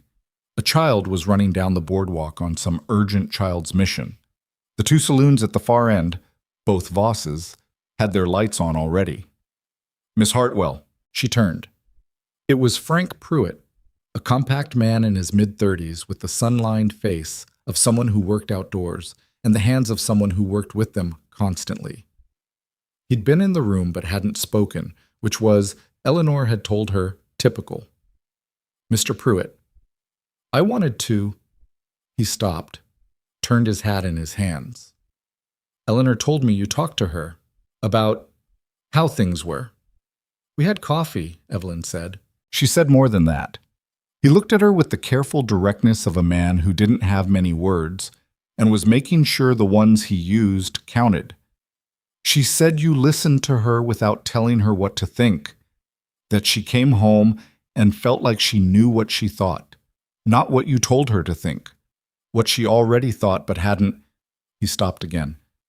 "I don't know how to say this right." "You're saying it right," Evelyn said. He nodded. "I wanted to say thank you for whatever that was. For Eleanor." He put his hat back on. "She's been clearer since then, clearer than I've been, honestly." He went back to his wife across the room, and Evelyn watched Eleanor take his arm and say something to him, and something in the way he responded, the slight drop in the tension he'd been carrying since the conversation began, made her chest do something complicated. She didn't name it. She just held it. February. The cold didn't break, but something about the quality of it changed, the light lasting a few minutes longer each day, the particular shift in the air that the animals noticed before the people did. Amos spent more time on the porch and less time under it. Nora was less tolerant of being kept in the barn. Evelyn had been at the Double M for 4 months. She didn't mark it with anything, but she noticed it the way you notice the turning of a particular page, not with ceremony, just with the awareness that the number has changed. Things between her and Cole had shifted in the way that things shift when two people have been working alongside each other through a sustained difficulty. Not dramatically, not with a conversation that made it official, but in the accumulated small ways that are harder to reverse than any single moment. He handed her things without asking if she wanted them. She made decisions about the ranch without checking, small ones, operational ones, but decisions nonetheless. And he received them as though she'd always done this. They ate most of their meals together, and the silences between them had become comfortable in the specific way of people who have run out of the need to fill every quiet moment with proof that they were still paying attention to each other. She was aware, with a precision that sometimes alarmed her, of how much she had come to depend on his consistency. Not on him. She was careful about that distinction, careful in the way of someone who'd learned that dependence and trust were different things and the difference mattered. But on the quality he brought every morning, the same man, showing up, as promised. She hadn't said any of this to him. She wasn't sure how.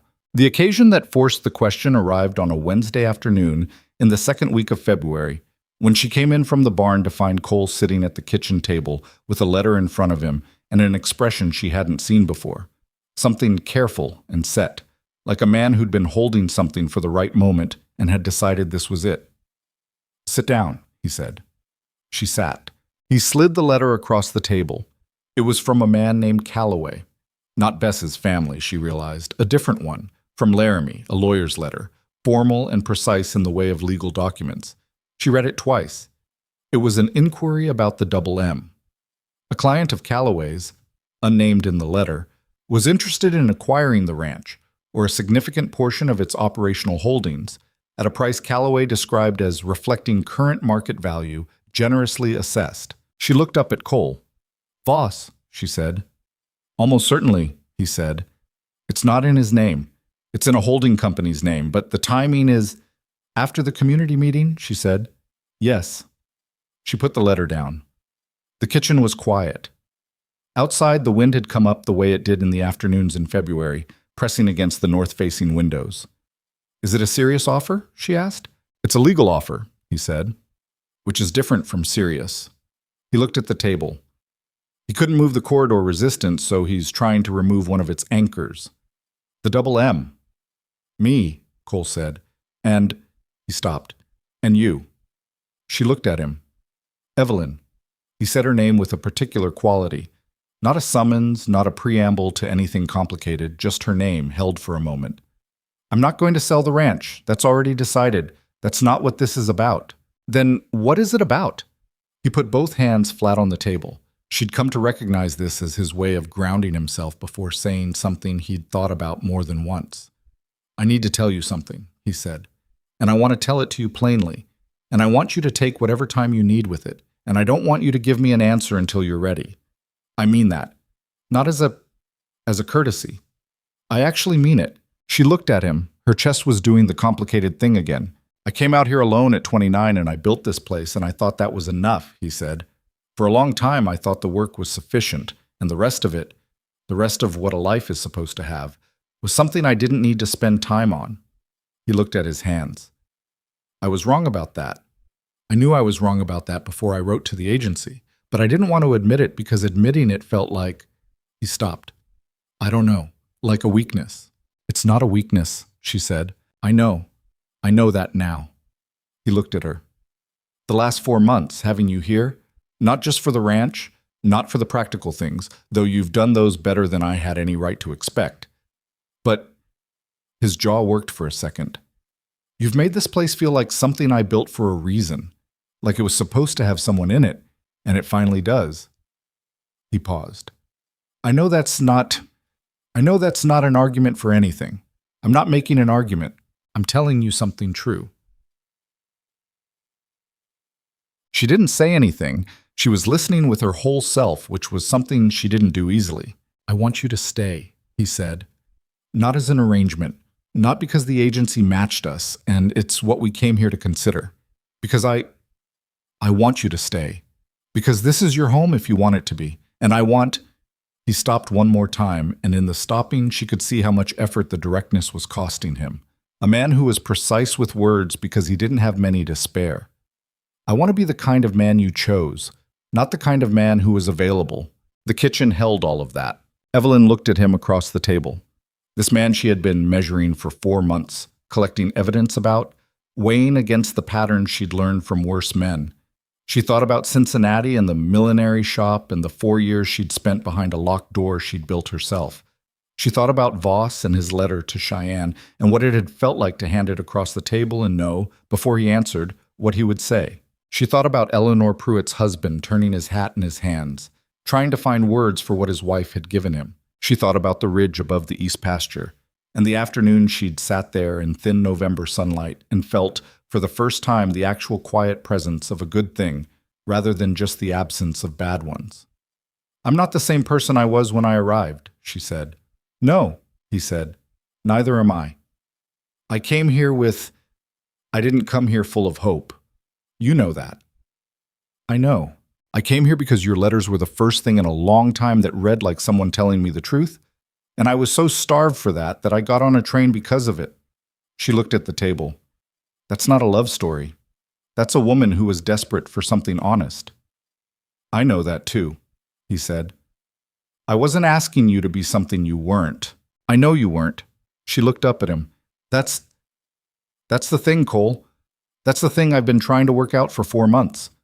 She shook her head slightly, not at him, at the complexity of it. You haven't asked me to be anything. You've just been there, the same every day, and you've let me figure out what I think, and you've been patient about it in a way that's not nothing. That's not a small thing. It's not patience, he said. He stopped. It's just the only way I know how to do it. She looked at him for a long moment. The afternoon light was failing, going gray at the windows. Amos was asleep by the stove. Somewhere out in the barn, Nora was probably expressing an opinion about something. I'm not running from here, Evelyn said. She said it carefully, testing the weight of it. I was running when I came. I was running from Cincinnati, from what Cincinnati had become for me. But I'm not running now. No, he said. I'm here because I want to be here. She said that carefully, too. That happened. I don't know exactly when, but it happened. Cole was very still. And you, she said, the way you are. She shook her head again. I've been cataloging it. I know I have. I catalog everything. It's how I know if something's safe. Is it safe? He asked. She took a breath. Yes, she said. I think it is. I think you are. He didn't move immediately. He stayed where he was with his hands flat on the table and just looked at her, and she saw something in his face change. Not dramatically, not with any performance, just a quiet release of something he'd been holding for longer than 4 months, she thought. Longer, probably, than she'd been there. I'm not asking for a decision right now, he said. I told you that, and I meant it. I know you meant it, she said. That's why I'm going to give you one. She met his eyes. I want to stay. Not because I don't have anywhere else to go. I could find somewhere else. I know that. I have skills, and I have enough saved, and I could build something elsewhere. She paused. But I don't want to. I want to be here. I want what you said. A partner. A real one. She folded her hands on the table because they'd been unsteady and she didn't want them to be. I'm telling you that I'm choosing this. Not because it's the path that was laid out. Not because the arrangement suggested it. Because I'm choosing it. Cole looked at her for a long moment. All right, he said, quiet, real. All right, she said. They sat there in the failing February light, and neither of them said anything else for a little while. And the silence was not the silence of two people who had run out of things to say, but the silence of two people who had said the thing that mattered and were sitting with it. Then Cole got up and added wood to the stove, because it was getting cold, and that was what needed doing. And Evelyn got up and put the kettle on, and they moved around the kitchen together in the particular ordinary way of people who have settled something and are now going about the business of living. Outside, the February wind pressed against the windows. The light went down. Somewhere on the ranch, one of the hands called to another about something to do with the evening feeding. The letter from Voss's lawyer sat on the table. Cole picked it up on his way past, folded it once, and put it in the stove. It caught quickly. The letter Cole burned didn't stop Voss. Nothing about Harlan Voss suggested he was the kind of man who stopped when one approach failed.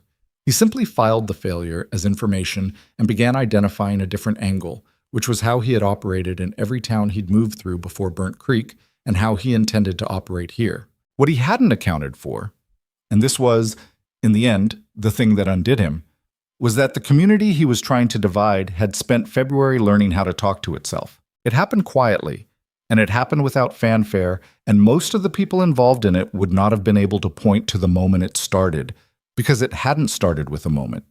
It had started with soup and coffee and women talking at kitchen tables, and a school teacher who stayed an extra hour after her students went home to sit with a neighbor and work through what they actually thought. It had started with Frank Pruitt coming to a general store meeting and not speaking and going home changed by what he'd heard. These were not dramatic things.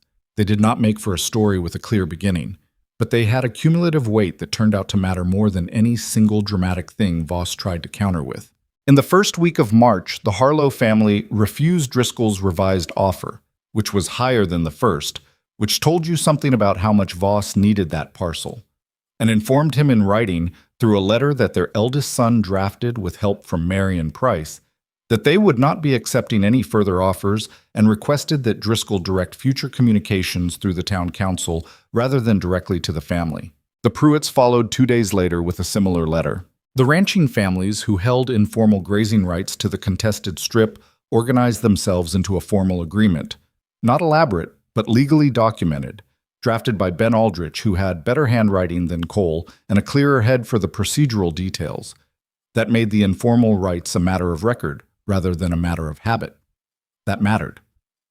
Informal arrangements could be dismissed. Documented ones had to be routed around. Voss came to the council meeting in the second week of March with a modified proposal. He sat at the end of the table with his lawyer, and he presented the modifications with the same pleasant efficiency he brought to every public engagement. The corridor had been adjusted, not abandoned, adjusted. The east routing now curved away from the school. The acquisition timeline had been extended. The offer to remaining holdouts had been increased. Cole listened to all of it, the way he always listened to all of it first.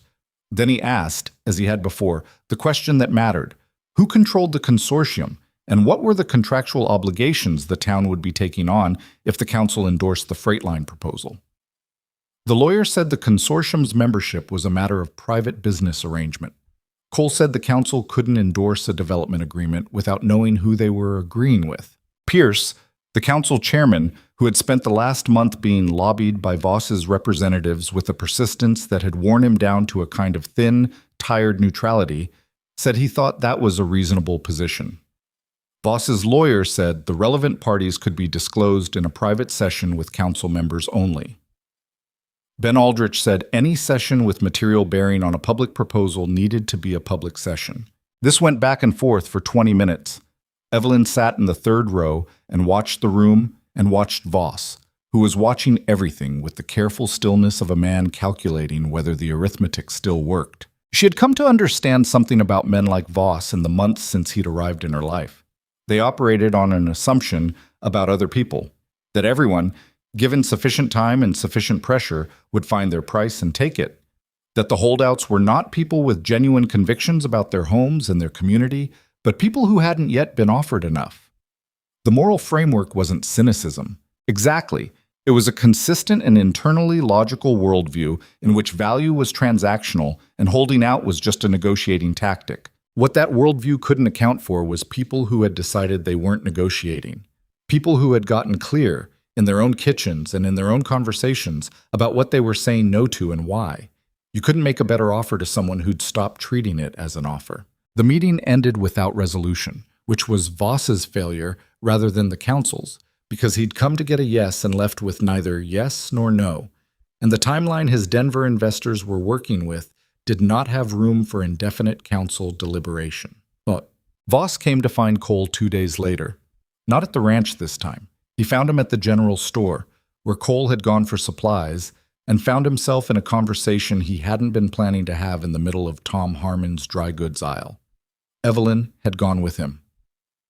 She was at the counter discussing the sugar situation with Tom's wife Lena when Voss came through the door and scanned the room and made his way toward Cole with the directness of a man who'd given up on indirection. She didn't move from the counter, but she watched.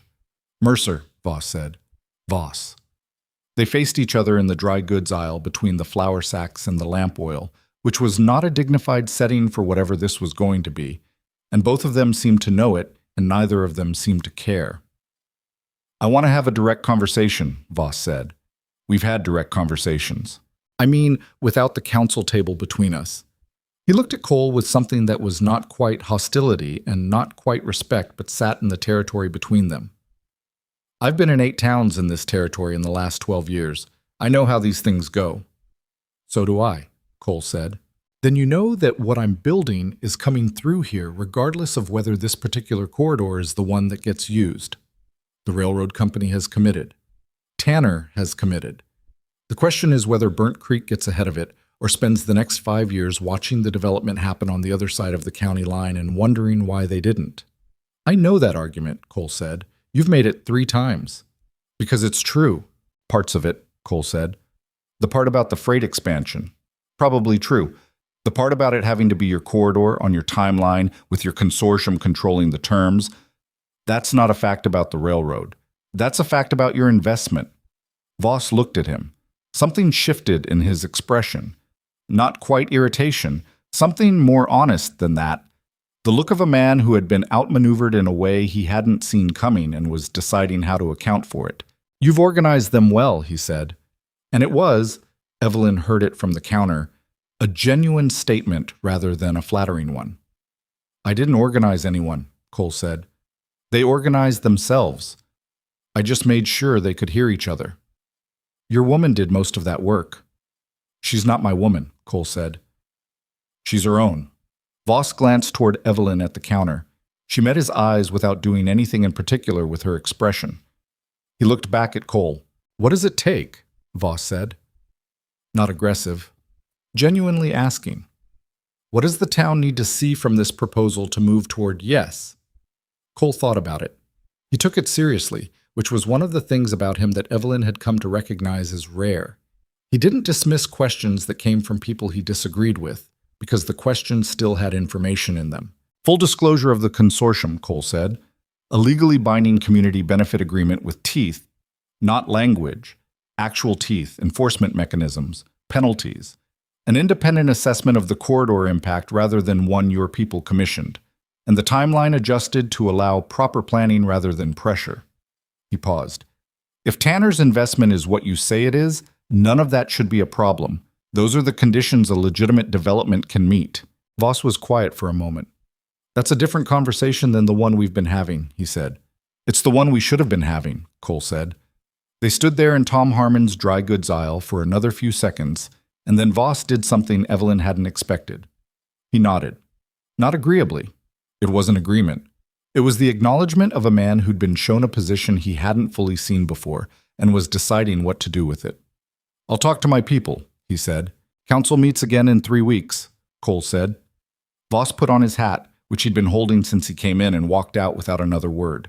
Tom Harmon, who had been completely still behind his counter for the duration of this exchange and had clearly not breathed for the last 2 minutes, let out a long breath. "Well?" he said.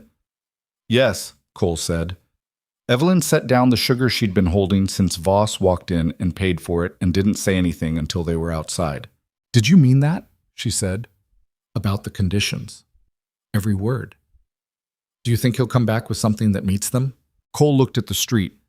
The March light was different from what it had been. Longer, thinner, with a quality that suggested the season was thinking about changing. "I don't know," he said. "Tanner's timeline is the variable. If his investors are patient, Voss might. If they're not, he'll either walk away or try to force the issue legally, and then it becomes a different fight.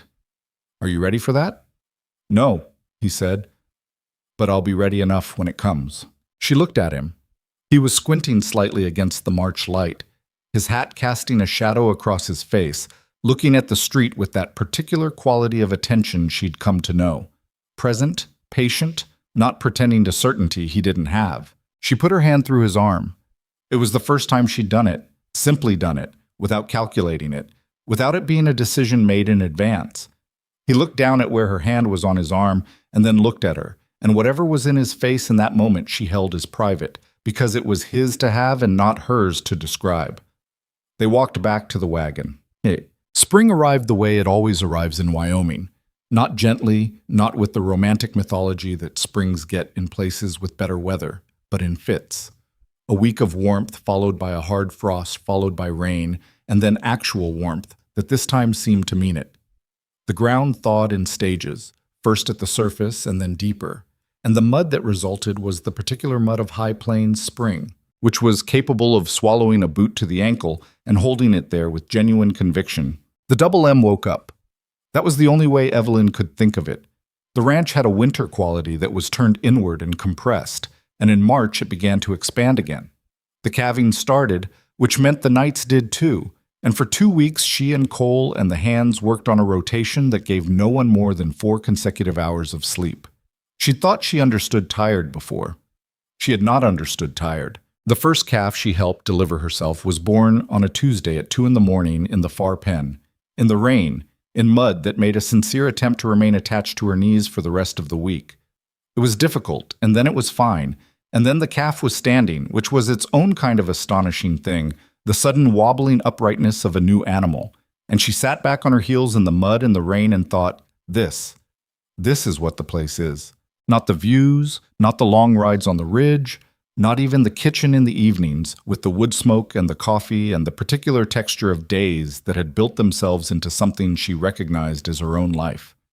It was this too, the mud and the rain and the 2 in the morning and the thing that hadn't existed an hour ago and was now standing on 4 uncertain legs deciding whether the world was going to be manageable.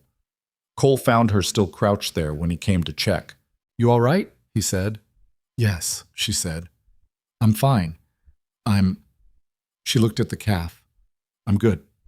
He looked at the calf too, and then at her, and he reached down and pulled her up out of the mud by her hand and held it for a moment before letting go. "Come inside," he said, 2 hours before waltz round. They went inside, and she slept, and it was one of the most complete sleeps she'd had in years. The council meeting in the first week of April was the one that settled it. Voss came with a revised proposal. He came without his lawyer this time, which was itself a statement. He came with documentation that included the consortium membership. Tanner's name was on it, but so were 2 names Evelyn recognized from the community benefit agreements in Helena that Cole had mentioned, men who had a record of actually honoring the language they signed, and a community benefit framework that Ben Aldrich spent 40 minutes reading carefully and then said, in his direct way, that it had more substance than he'd expected. The corridor had been rerouted. Not dramatically, it still ran through the east of Burnt Creek, still brought the freight access that Voss had always wanted. But it ran north of the school, north of the Pruitt and Harlow properties, along a strip that was largely vacant land and one old warehouse that Voss already owned and intended to repurpose anyway. The families in the east side were not in the path. The grazing strip was not in the path. Was it what Voss had originally wanted? No. Was it what Tanner's original routing called for? Evelyn suspected not. But it was a proposal that could be voted on without the council members having to choose between the town's future and the families who'd been there for 20 years. Cole asked his 2 questions. The lawyer representing the consortium answered both with specificity. Cole asked 2 more questions, which was unusual for him, and those were answered too. The council voted 5-2 in favor of accepting the proposal for formal review, which meant it went to a 60-day public comment period before any final agreement, which meant the community still had standing to shape the details. It was not a clean victory. There was nothing clean about it. Voss had still bought 3 parcels through Driscoll before presenting the proposal. Tanner's money was still going to change what Burnt Creek was over the next decade in ways no one in that room could fully predict. The 2 council members who voted against did so for reasons that were not entirely wrong. There were uncertainties in the proposal that the 60-day period would need to address, and some of those uncertainties might not resolve favorably. But the families who'd been told they had no choice discovered they had one. The community that had been approached as a collection of separate anxious individuals turned out to be capable of acting as something more coherent than that. The woman Voss had tried to maneuver out of the picture with a job offer in Cheyenne was sitting in the 3rd row when the vote was called and did not look like someone who had gone anywhere. Evelyn didn't feel triumphant. She felt tired and clear, which was different from triumphant in a way she thought mattered. After, in the street outside, Marion Price found her and hugged her with the directness of a woman who'd decided the moment warranted it. "Thank you," Marion said, "for what you did, for all of it." "You did as much," Evelyn said. "I did the part I knew how to do," Marion said. "You did the part I didn't know anyone was going to do." She pulled back and looked at Evelyn with that particular clarity she brought to everything. "You're not what I expected when Cole Mercer said he'd sent for a woman from Cincinnati." "What did you expect?" Marion thought about it honestly. "Someone more cautious," she said. "Someone more focused on getting the situation settled and not on whether the situation was right." "I was cautious," Evelyn said. "Not about the things that mattered," Marion said. Dang. On the ride home from that April council meeting, Cole was quiet for longer than usual. The evening was coming in.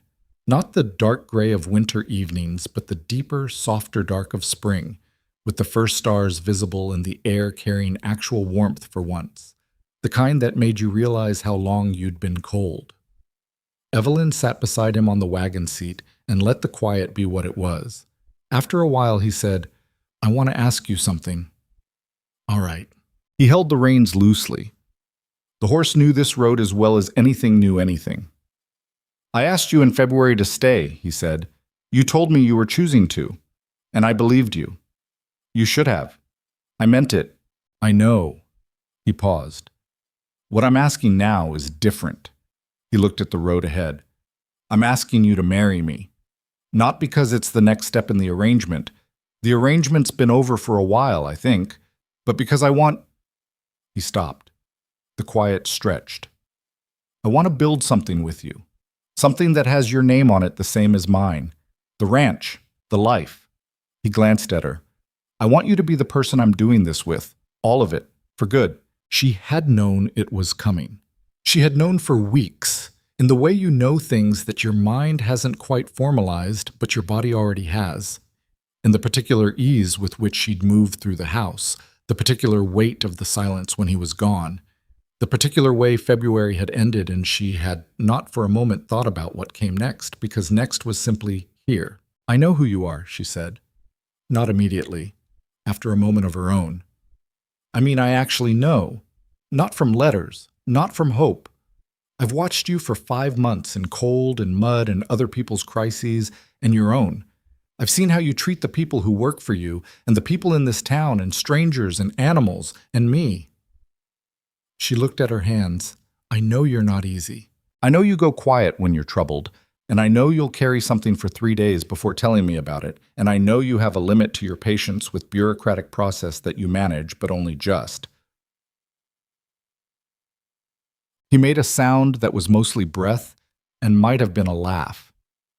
"I know all that," she said, "and I'm choosing it. I'm choosing you." She looked at him. "Yes." He looked at her. The road ahead went on in the spring dark.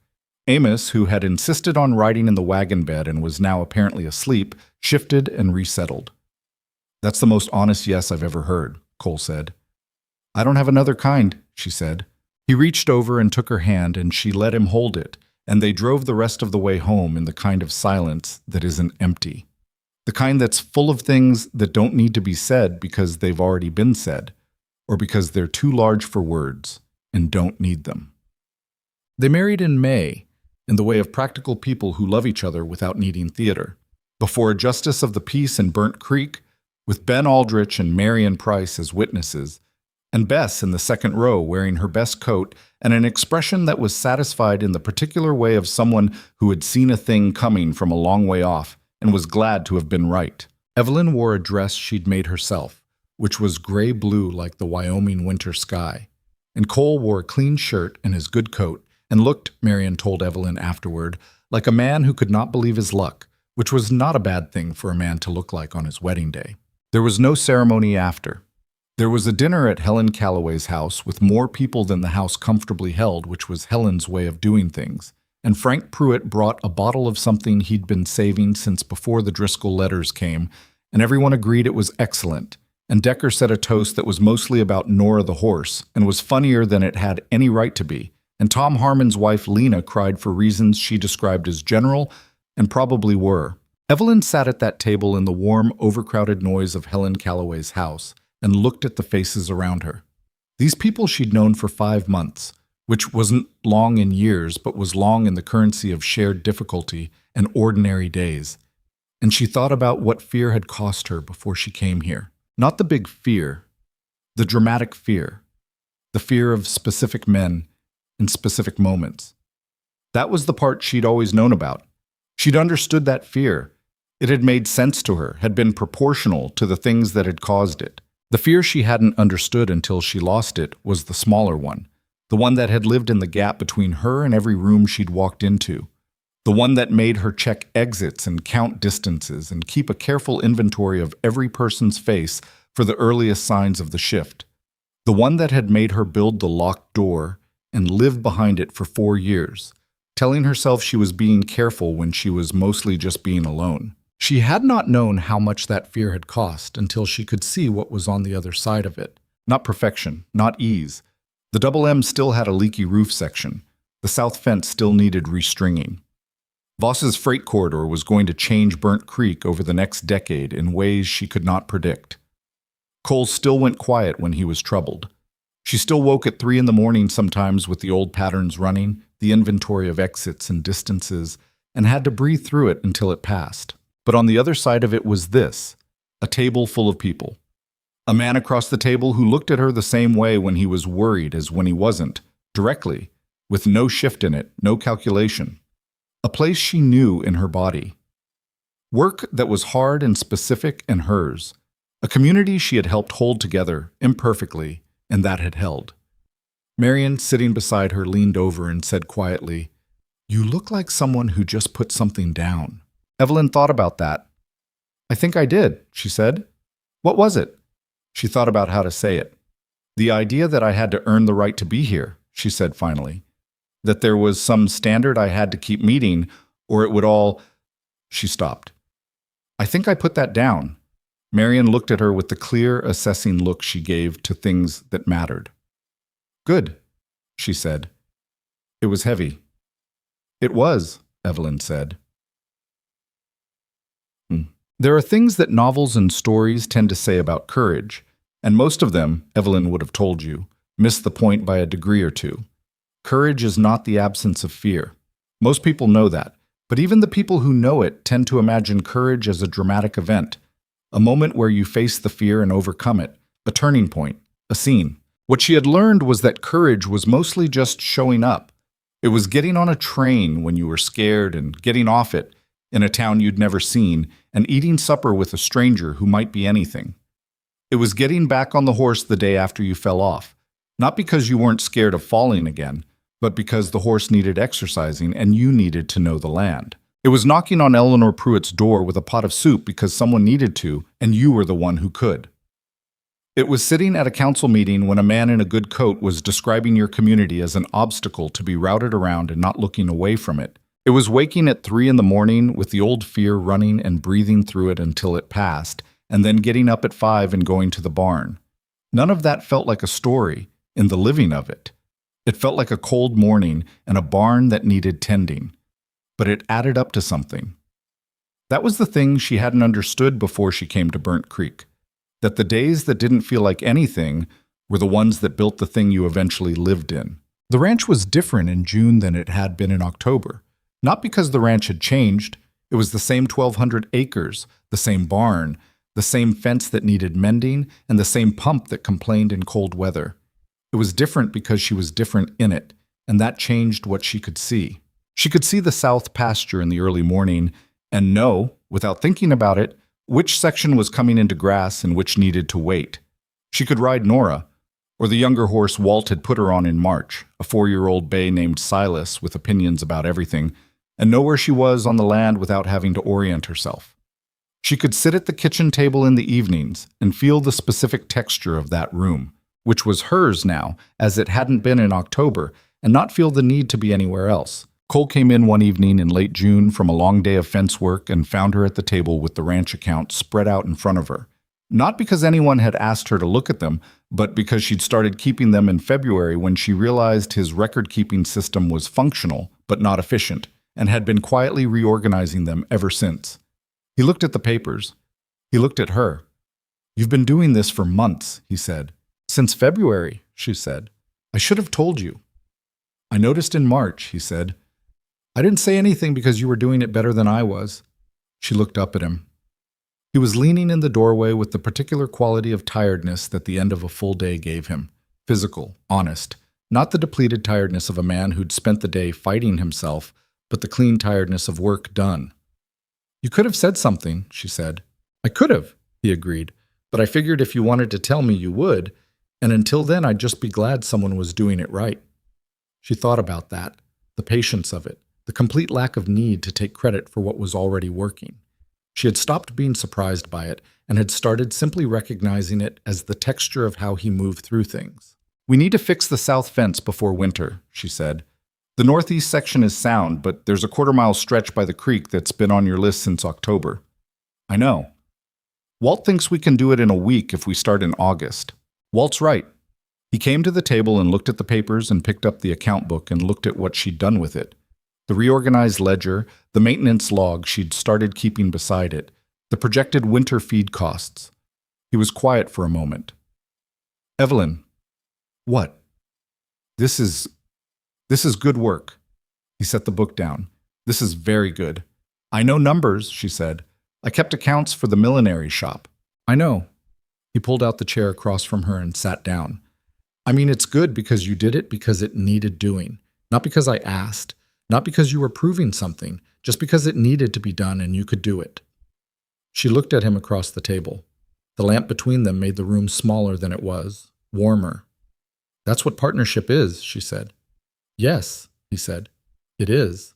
They sat with the accounts between them and went through the summer figures and the projected fall costs and the fence repair estimate Walt had given, and they argued gently about the timeline for the pump housing because Cole thought August was fine, and Evelyn had looked at the last 3 years of records and thought July was more prudent given the way the temperature had dropped in early October.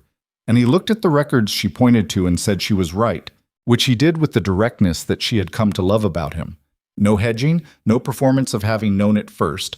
Just, yes, you're right. Let's do it in July. Outside, the Wyoming summer evening was long and light, the sky holding blue until nearly 9. Amos was on the porch making the most of it. Somewhere out in the pasture, Silas was moving through the grass with the freedom of a horse in good summer condition, and Nora was somewhere nearby, steady and unhurried, as always. This was not the ending of fear. She knew that. The fear was not a thing that ended. It was a thing that lost its authority, gradually and unevenly, as you gave it less of your life to run. She would wake at 3 in the morning again, probably soon, probably this week. She would catch herself checking exits in a new room sometimes for the rest of her life. The patterns were part of her in the way a healed bone is part of you. Not a wound anymore, but still a shape, still a place where the structure had changed. What had changed was what the fear could make her do. That was the thing she had learned in the hardest months of her life, and then kept learning in the easier ones.